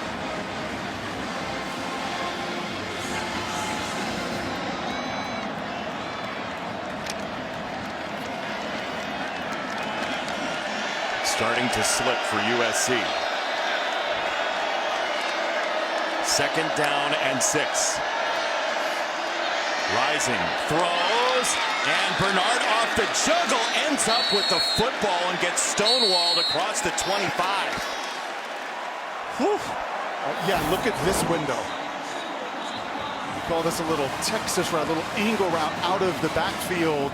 The ball is on the back shoulder just a little bit. In the game of inches where USC has to have that takeaway. And that ball is loose. Shaw nearly gets it, but instead Bernard saves it. You know, that plus 22 coming into the game. You look and you say, that's a ball they get normally. Didn't happen.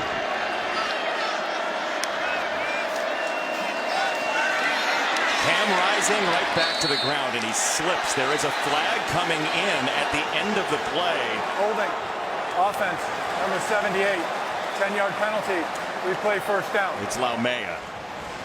Yeah, you're going to see this. This is pretty obvious for Laumea here. I know a lot of Utah folks thought there were some of these holds the first 2 times these 2 teams tangled, but that is obvious. By the way, as was the hold on Max Williams downfield on the near targeting of Rising that they called. It was a takedown. It was a tackle. And that was a negative play that Kyle Whittingham knows. Just stay on schedule. Go up 2 scores. And you put Alex Grinch in USC, and more importantly, their injured quarterback in a bind. Instead, it's 1st and 20. Jackson out of the backfield. Rising. Drops it off over the middle. That's Dixon one more time. And Jalen Dixon, as Andy Ludwig hoped, has had a really nice night tonight. We knew Vele would be hobbled. We haven't seen Vele for the balance of this game. Seen a pitch count on Kincaid, who's coming off the field as well. And that's what championship teams do. That's what they will have to do tomorrow as well, all across the country in championship games. Michigan's running backs did a week ago in the absence of Blake Corum. Others have to step up.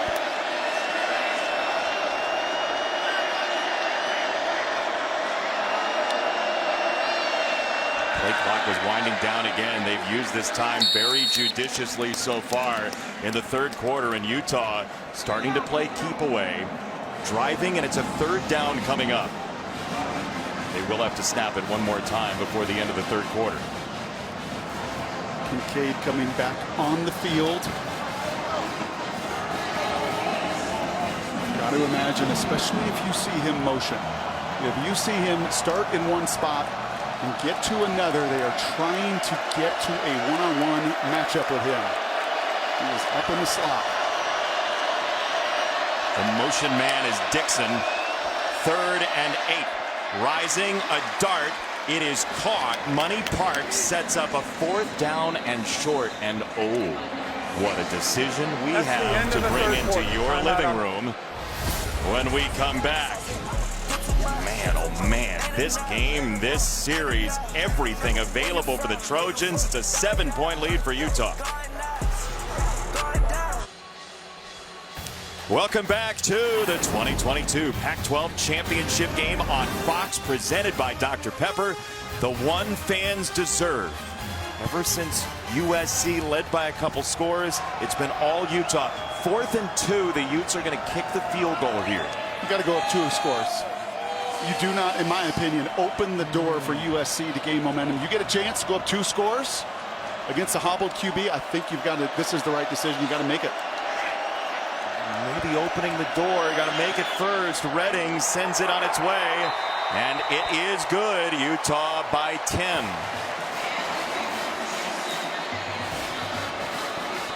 I will say this, Kyle Whittingham did go for 2 the first time. He plays it conservative here. Tomorrow night on Fox, the stakes could not be higher in the Big Ten.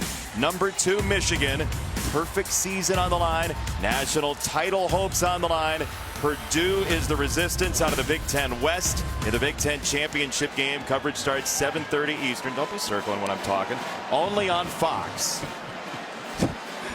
Chip on the shoulder? Yeah. I think Coach Braun likes playing those top 5 teams. Everybody, hey, Michigan's going to win. They're going to blow them out. Just give them the award. Just give them the crown. Put them in the playoff, and then you gotta play. No Blake Corum. A beat up Blake Corum. They lived without him last week, and right now a beat up Caleb Williams. This team is not elevating around him. So let me just ask you, what's in the calculus here to keep him in or take him out of the game if he's that hobbled? Had a great look at Lincoln Riley bringing the entire team together and saying all season long we believed in one another. And yes, Cam Rising is a warrior on the other side. And yes, Utah is battle tested. But he really challenged the belief of this team, Jason, because offensively, you have seen that go out the door in that third quarter. Number 4, USC staggered, not out of it. This kickoff into the end zone. Today's game featured on the free-to-play Fox Bet Super 6 Predictor app. One of the questions in today's contest was, how many total points will be scored in the game? The answer right now is 44, and Caleb Williams does come walking onto the field with his team with under 15 minutes left in this Pac-12 championship. I think you've got to empty him out. You've got to get in speed and space. Washington, Williams, where are you, Jordan Addison? Down at the bottom of the screen, just 3 catches for Addison for 13 yards. It's a run up the middle, and Austin Jones is stifled by Karene Reed. These linebackers are flying. Jones looks a little wobbly as well. Reed, Diabate, a massive collision, and yes, Jones is down and hurting as well. They lost Travis Dye a couple of weeks ago. Now Jones, the replacement, the transfer from Stanford, is hurt. Watch Diabate and watch Reed. Watch the 2 linebackers. It looks like a massive hole, and these 2 sandwich Jones.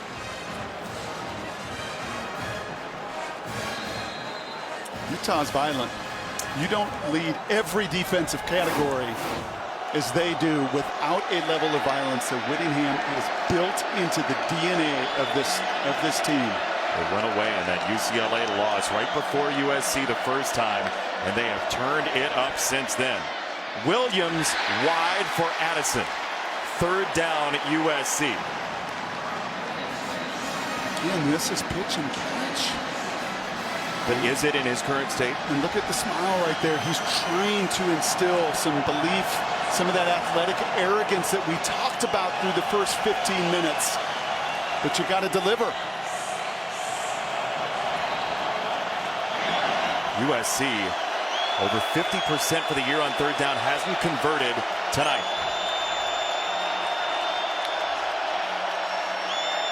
Williams stepping up and running. Caleb Williams gingerly into a slide, but just putting it on tape changes the game. Well, he is hurting, and we don't know exactly what it is, but that was a must. The first third down conversion of the game and what he has done all season long. And you're right, put at least that seed of thought. Here comes the pressure. He has to get rid of it. Another low throw, and Darwin Barlow secures it to safety for a couple yards. Now Caleb got hit again. Caleb Williams did. Connor O'Toole. And once again, everybody is sliding to the left here. Follow's got two to block. And Caleb is taking a beating.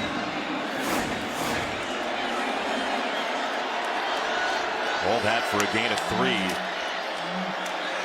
Williams moves his arm out of the way. Now slings it high, and it's caught. It's Rice on his first jumping grab of the night. It is chaos between the tackles. Right? I mean, it is just, there are bodies flying everywhere. And that time he navigates Suga just enough, stepping up, and Rice climbs the ladder. Austin Jones is back in. Caleb Williams trying to enjoy this as he guts through a tough fourth quarter. Quick set, Rice once again, and he stumbles down after a gain of 2.5, if that. Jerry Rice's son, Brendan, with 2 catches now on this drive. You just love championship games. They're just different. They're like the 9th inning of a baseball game. Everybody knows that the tension is real. Teams are built for this stage and built for this moment. And which one's built for the last of the rounds? It feels like the trophy is hanging over the competitors. That's the emotion in this building right now. Williams under siege. Over the middle, got it, Rice! In space! He can still fix even on one leg. What'd you say? He's the eraser? He erases this stunt that's coming right in his face, and that's Connor O'Toole, who does not break down. They've done such a better job of getting there quickly and breaking down, and that time Williams makes him pay. Jones into traffic, and he goes down for no gain. Peppa with the tackle. Second down coming up. Every single yard is hard earned. I mean, that first quarter, was that the same game? I mean, up and down the field, flying. Utah had no answer. And now every single play is a grind, meat grinder through this Utah defense. Somehow there's more juice now in the stadium. Second down and 10, under 11 minutes to go. Williams, Mario Williams breaks free, and so do the Trojans. Touchdown. A lot of zone, not getting home. You decide to roll the dice and play straight man-to-man coverage. And Caleb sees it, dissects it. It spins through the arms of Corrine Reed. And who's it going to be? Who's going to pick up your QB? Who is going to be the one to elevate the Heisman Trophy winner, Williams? Rice, big time on that possession. part of the positive of Caleb Williams transferring from Oklahoma to USC, and we showed it in cartoon form earlier on the telecast, but in all seriousness, he was a magnet for skill position players from across the country. It is them coming to him to try to save a college football playoff season.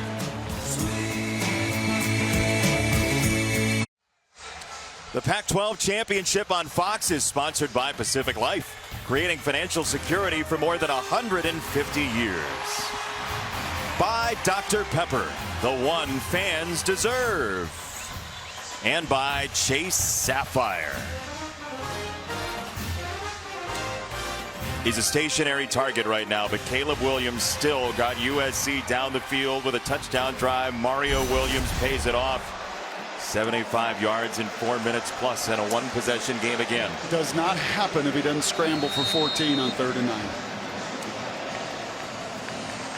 His one scramble opportunity that we've seen here in the second half was a jackpot for USC with under 11 to go in the Pac-12 championship. Another touchback, and now let's take a look at some college football mayhem with our mayhem moment, sponsored by Allstate. And Rising just got lit up by Raylan Go for it. And just watch him get up. I mean, it's almost as he sacrifices his body. He's done it for 3 years. He's emblematic of everything that is about toughness in this program. Picked up the pieces, went right back to work. And a rare penalty on a false start for Utah. False start. Offense, number 52. 5-yard penalty. Still first down. Well, we know Cam Rising was hurt in that first USC game, and Kyle Whittingham said to us he was not going to be denied that night. The question is, with the USC fans growing in voice, what does the end look like tonight?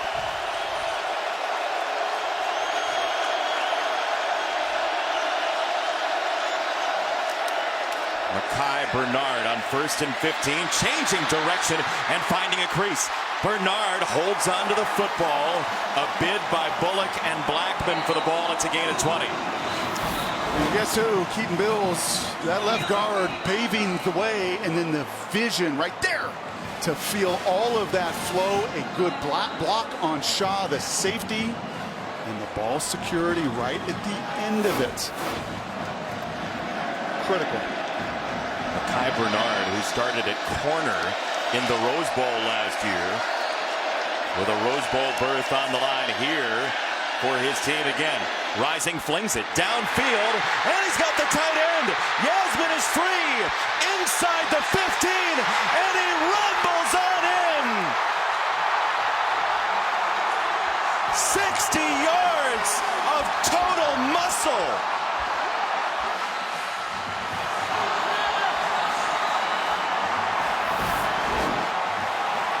You run and you play action off of it. And Yasmin, not Kincaid, is down the field. But much like his buddy did in the first matchup, a man possessed would not be stopped. And the 5th touchdown of the season, the biggest for the senior Yasmin.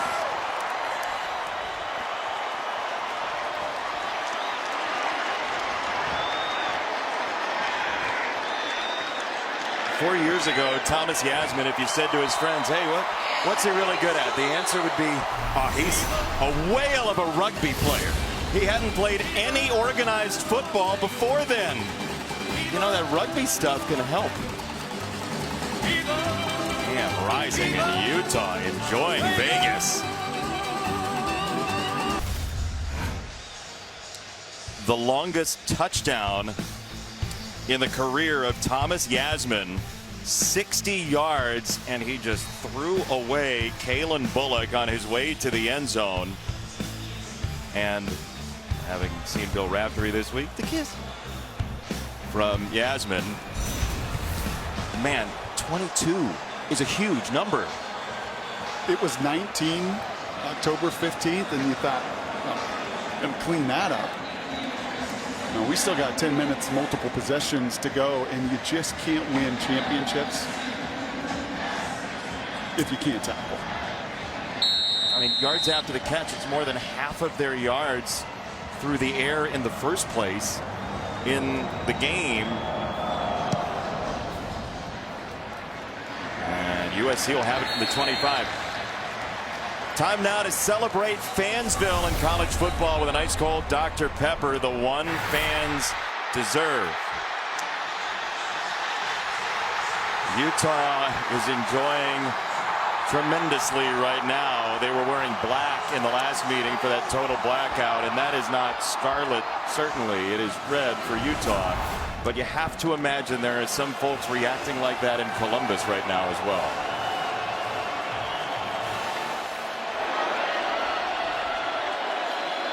USC, number 4 in the nation. A win gets them into the college football playoff. A loss means somebody else is going to be really happy. This throw to Addison. He's immediately dropped by Baki, who had such a big series earlier. Back-to-back series in the sudden change. Big time in coverage. And if you're Utah, it now is all about your tackling. Keeping these Trojans in front of you. 2nd down and 6. It's a run. It's Jones. And now on plays like that where there's a QB run possibility, how does Utah use Caleb Williams' injury? Oh, they commit to tackling that running back first. There is no question about it.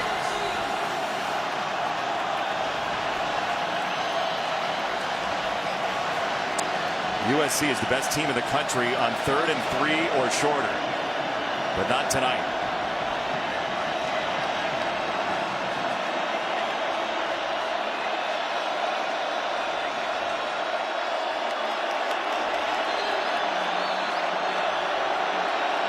Time bleeding off the clock.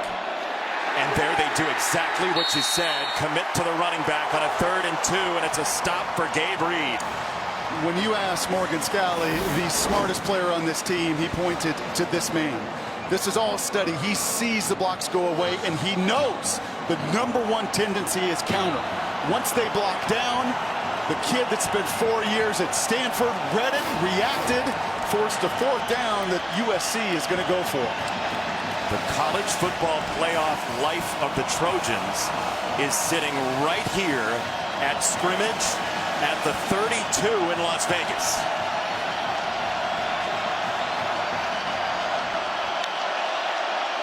Caleb Williams sees pressure. The throw is wide open. Jordan Addison, a bust again, and USC lives.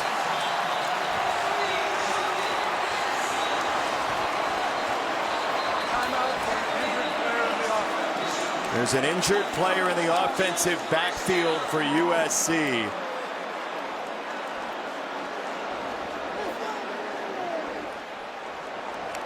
It's Nealon, the center for the Trojans, who is down. And this wasn't as much a bust as it was a fall down. This is good on good, best on best, and it's Clark Phillips that falls down. Other times it's been eyes that have been lost. This is just a one-on-one, and we have been clamoring for the Biletnikoff Award winner from a season ago to rise to the occasion, and that's exactly what Addison does. And this game ain't going anywhere. USC's 3-year starter at center, Brett Nealon, is down and injured, and they've brought the cart out onto the field to help him off the field. And you see 26 in Trojan colors, Travis Dye over there, who was injured just a couple of weeks ago, and he's out there to support his teammate.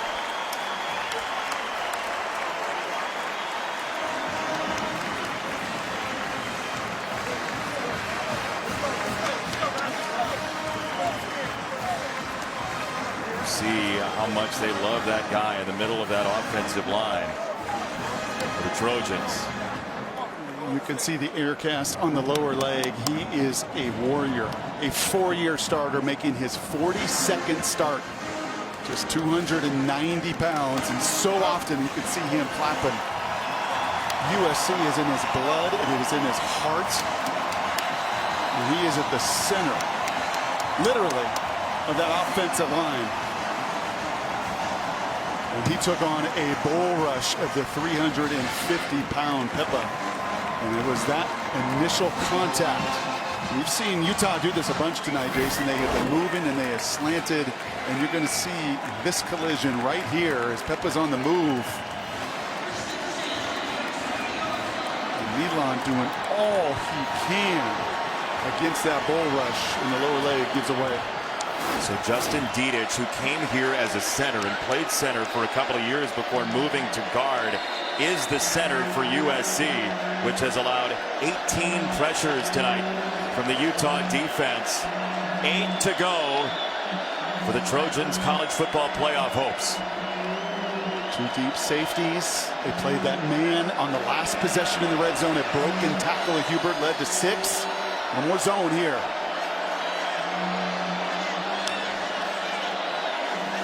Tough snap to handle on the first one from Dedich, and O'Toole sets the edge and finishes the deal. It's a loss, and it's 2nd down.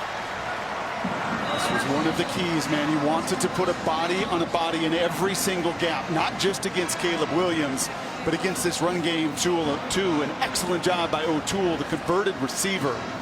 He's just finding his footing, man. You just feel that individually, collectively. Find a way to get a stop in the final 7. Trips to the short side, including Addison. Williams throws that direction, and it's intercepted. Picked off by R.J. Hubert for Utah. The 4th interception thrown all year by Caleb Williams.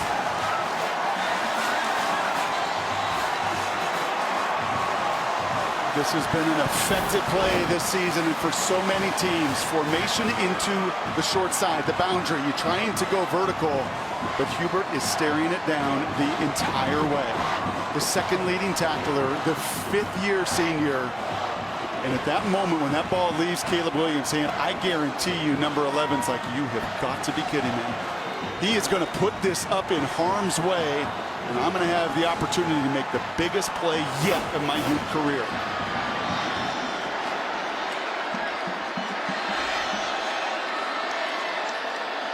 Now Utah will try to sap some time off the clock. Mekhi Bernard for about a yard.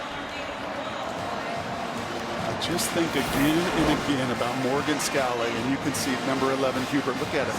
This is easy. He is playing half coverage into a short boundary, and he can't believe. I mean, Williams has not made that decision all season long. As you said, just 3 interceptions. Not down in the red zone. Not to the senior that's staring it down. The exuberance off the charts. R.J. Hubert was a high jumper and a wide receiver in high school. Paid off slightly there, certainly. Rising, low throw. Got it out to Dalton Kincaid, who, as you said, has been really on a pitch count tonight. But when they've needed him, he's had a couple of big catches, 3rd and short. Jason, these guys are just giving up their bodies. I mean, you knew the intensity would be off the charts. You knew the physicality, because of this team and this style, would be through the roof here in Vegas. Bodies have been beat up. Guys have left this game. Young men are hobbling all over the field. But they are gutting it out, trying to win that championship.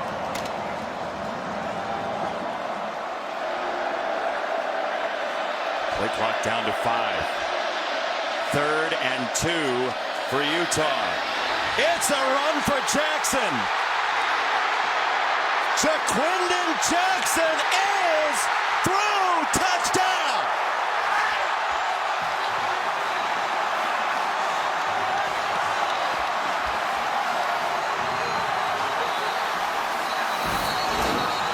A guard is not going to be the MVP, never will. But I can't believe the factor that Keaton Bills has been tonight. Seemingly every big run, recovering a fumble, the glue guy, the one that never gets any conversation to set the table for the rest. And this redshirt freshman Jackson, he came on the scene against the Buffaloes a week ago. He is stamping his place as the next dominant running back for Utah. Holy smokes. His cousin Keontae played at USC. But the sound that you hear, other than the clapping he's creating on the top of that bench,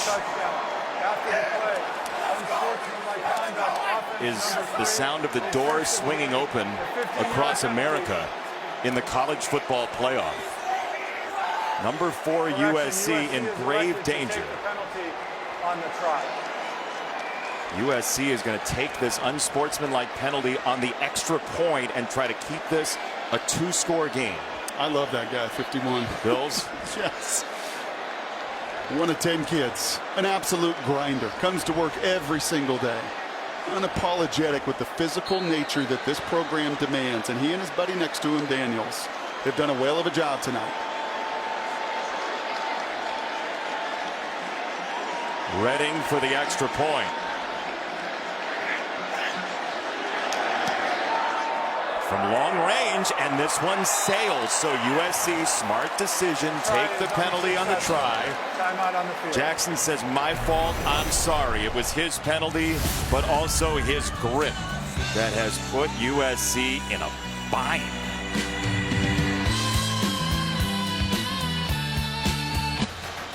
The Pac-12 championship on Fox is sponsored by Charles Schwab. Own your tomorrow. And by Ram Trucks, built to serve.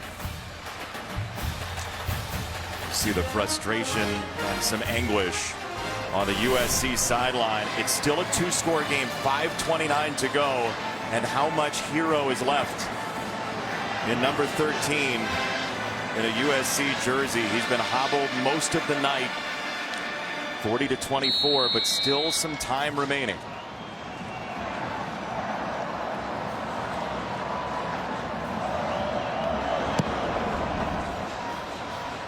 Malik Brown decides to make a move from the goal line. And he is met right at the 18-yard line. This Utah defense, Brock, has flipped the game. And no answer in the first quarter, excuse me. But after that first 15 minutes, they had every answer. That young kid, freshman, making a case and saying, yep, I'm good. I can play on this stage. And time and again, everybody did up front. Gabe Reed has been a monster versus the run in the pass. Hubert, the high jumper, high points and gets a takeaway. And that defense has been suffocating a beat up and hobbled Caleb Williams.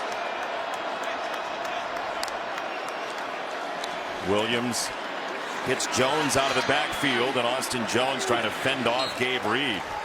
First down for USC. Now this second and third quarter, and those numbers are real for Morgan Scalley. All season long they have done it. Been the best second and third quarter team, and you can look at it. Look at the points allowed, the rushing yards. They made it a pass-first game, but 21-3 in that second and third quarter. 284-67 total yards in that 30 minutes of play. That's the difference. Williams, quick set. Got it out fast for Washington. Oh, the ball got punched out by Hubert. He just took a right hook, but the whistle was blown, and the ball will be dead. Downstairs, Allison. I think you guys are seeing and feeling a lot of what I'm seeing and feeling here on the sideline for USC. There's some tension for sure. Guys are so banged up. Every time I turn around, there's a skill guy getting an ankle tape, an offensive lineman getting his fingers taped, but it's Caleb Williams trying to keep things positive, telling his guys to keep fighting. Remember, every day before every practicing game, he writes, be the best, and the play isn't over till it's over, reminding them this game isn't over. It's getting closer, though. Connor O'Toole just submarined him. And I know Caleb can't move, but this 9-yard sack is teaching tape for what they've employed all week long. Play with your hair on fire.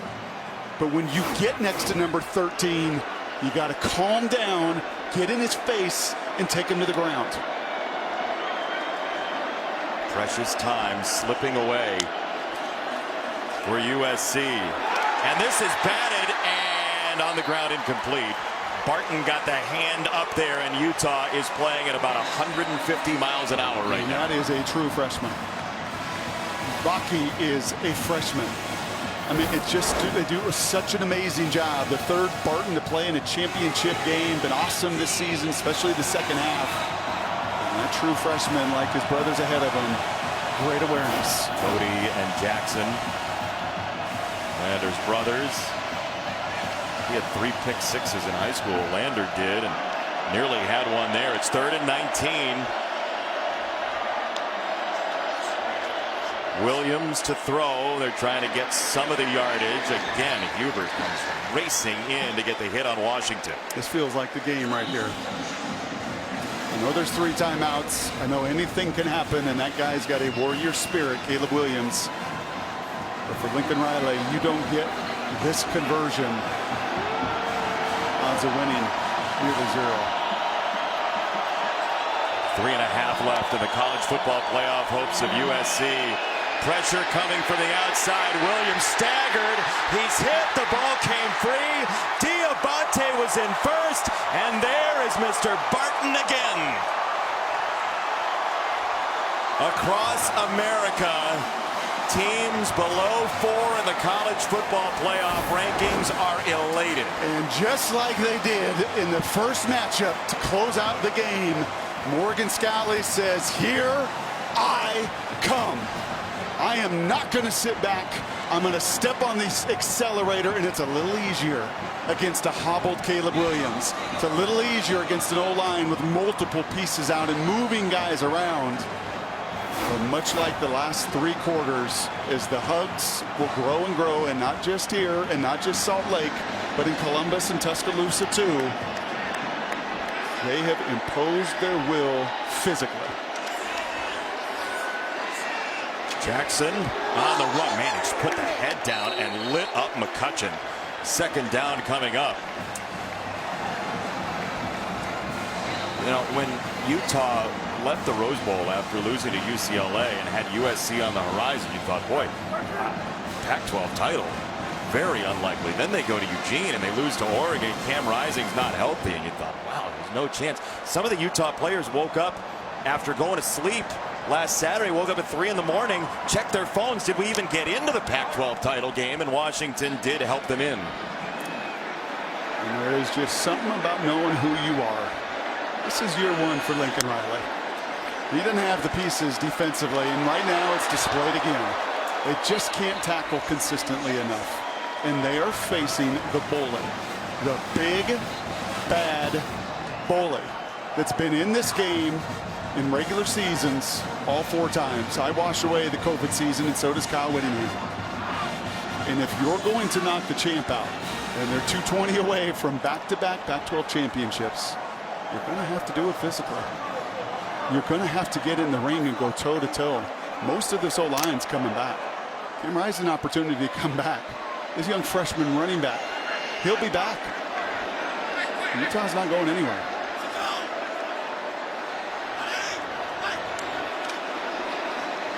Bernard on the run. Oh, he's free. And he broke another tackle. Doesn't that just say exactly what happened all second half?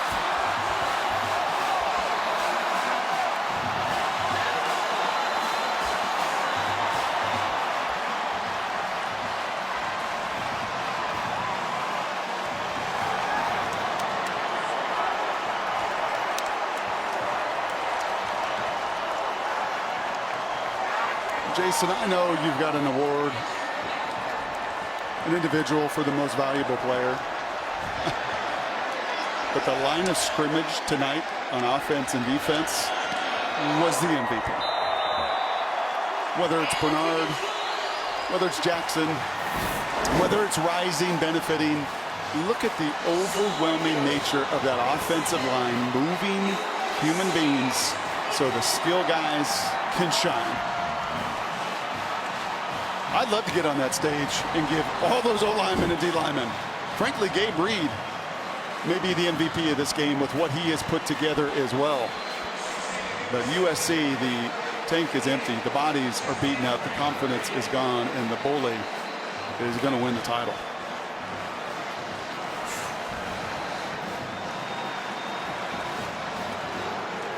When we last saw USC leave a field with Utah, both sides had tears flowing because of such an emotional night in Salt Lake City. And so much was there for Caleb Williams. Such pride such grit, and this Utah team just grabbed it. Whittingham looked at those numbers as we did when we sat down with him yesterday and couldn't believe 4 giveaways in 12 games. It's amazing. Not tonight.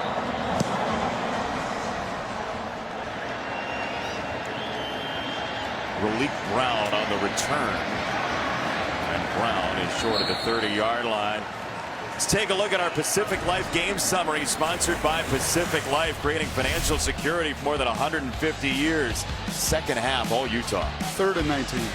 I mean, you can look at a number of plays tonight, Jason, of just kind of being emblematic of the physical nature of running through tackles, as Money Parks did, as running over 2 defenders there, as Yasmin did, of the takeaway the USC never gave this season until this night. But it was physical chaos. It was a beat-up QB, a beat-up offensive line. And so many times this year, they had answered, right? Every time UCLA scored, USC answered. UCLA scores, they answer. Utah scores, they answer. Not tonight. Caleb Williams lets it fly. McCree, the tight end, down the sideline. The college football playoff top 10 is going to look very different in at least one slot, and we'll see what Michigan can do against Purdue tomorrow. TCU, Kansas State as well. Georgia's got a game to play. Any chance for USC to hang around? It would be unprecedented. It would be a 2-loss non-conference champion, which has never happened. It's been a goofy year. Some people would say that why would you penalize a team for playing an extra game when the other team, say Ohio State, didn't even play this weekend? That would be the counter argument. Yep, and I completely hear it, and I think that there is that argument.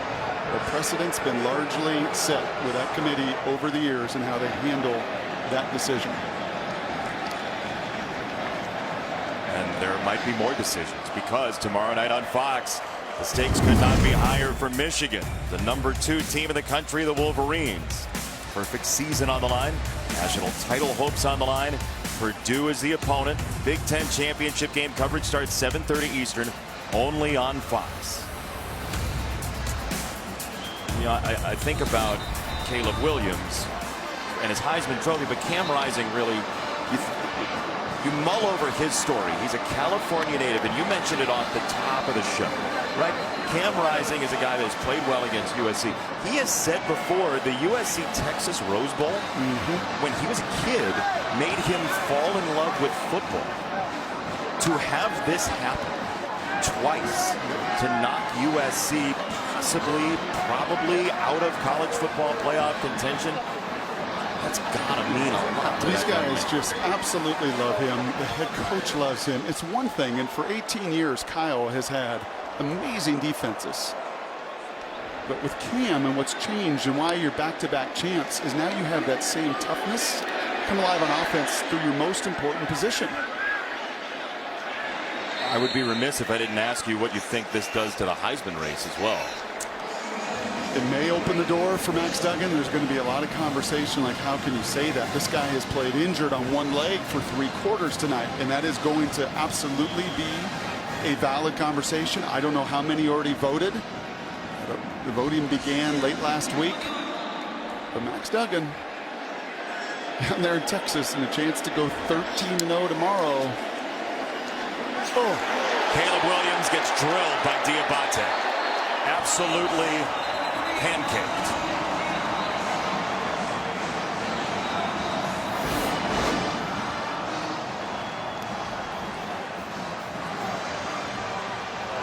Never saw him, Brock. Who? Exactly. Yeah, that loss of Voorhees, we talked a lot about injuries, and Diabate was flying. The Reed brothers were flying. And we talked a lot about injuries for Utah coming into tonight. That Voorhees injury is a big one. He didn't suit up tonight, and that caused immediately some shift in offensive personnel. These youngsters, Murphy's going to be a good one. I think he's going to be a great one. But in a game that's become one-dimensional, really no run game, and a hobbled QB, this O-line, Kyle Whittingham, who got doused, doesn't mind it, took advantage.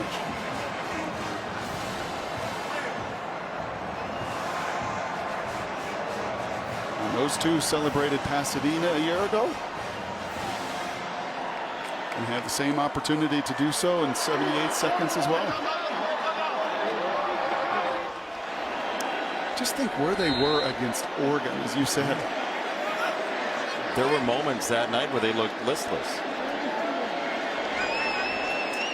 Play to the last whistle.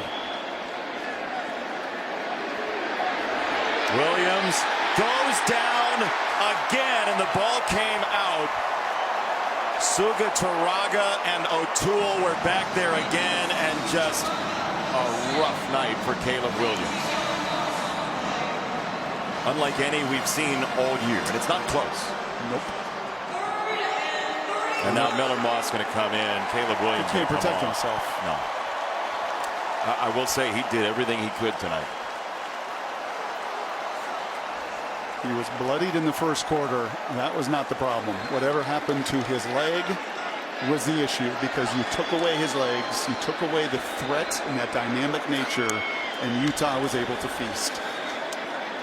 Run for Jones on 3rd and 35, and the Utah Utes set up a 4th down here. And there is simply nothing to be said for anybody to console Caleb Williams. Cam Rising is helping the officials run the clock on a 2nd straight Utah Pac-12 championship. Well earned.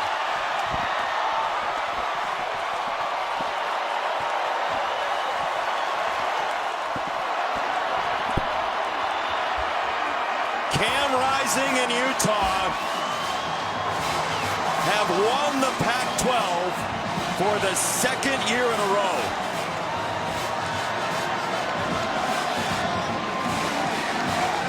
And is this just the beginning of carnage in the college football playoff this weekend?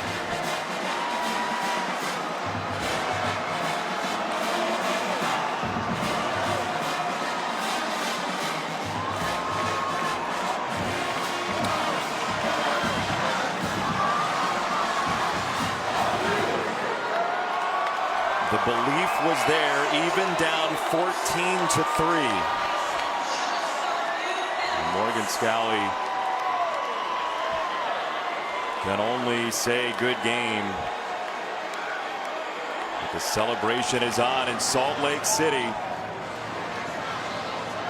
Cam Rising, the California native, for the 2nd time this year, has beaten USC. Kyle Whittingham is with Allison Williams. Allison? Coach Whittingham, congratulations. How did your team come out here and win this game with their physicality? Well, first of all, our defense came to life in that 2nd quarter and played lights out throughout. Offense just kept after it, kept putting points up, kept converting 3rd downs. Cam Rising played outstanding. The run game was huge for us, and the 4th quarter pass rush put it away. How would you describe the way Cam Rising rises up in these big games? That's who he is. He's an alpha dog. He's the team leader. As Cam Rising goes, so goes our offense, and he was on it tonight. It took so much just to be able to play in this game for Utah. What are the emotions of standing here now as back-to-back Pac-12 champs? It's hard to believe, but never doubt that group of guys over there. They're warriors. They're tough as nails, and they never quit. What does it mean to take this group to the Rose Bowl? It's going to be awesome. 2nd time around. Here we go. Thanks, Kyle. Congratulations. Allison, Kyle Whittingham, thank you very much.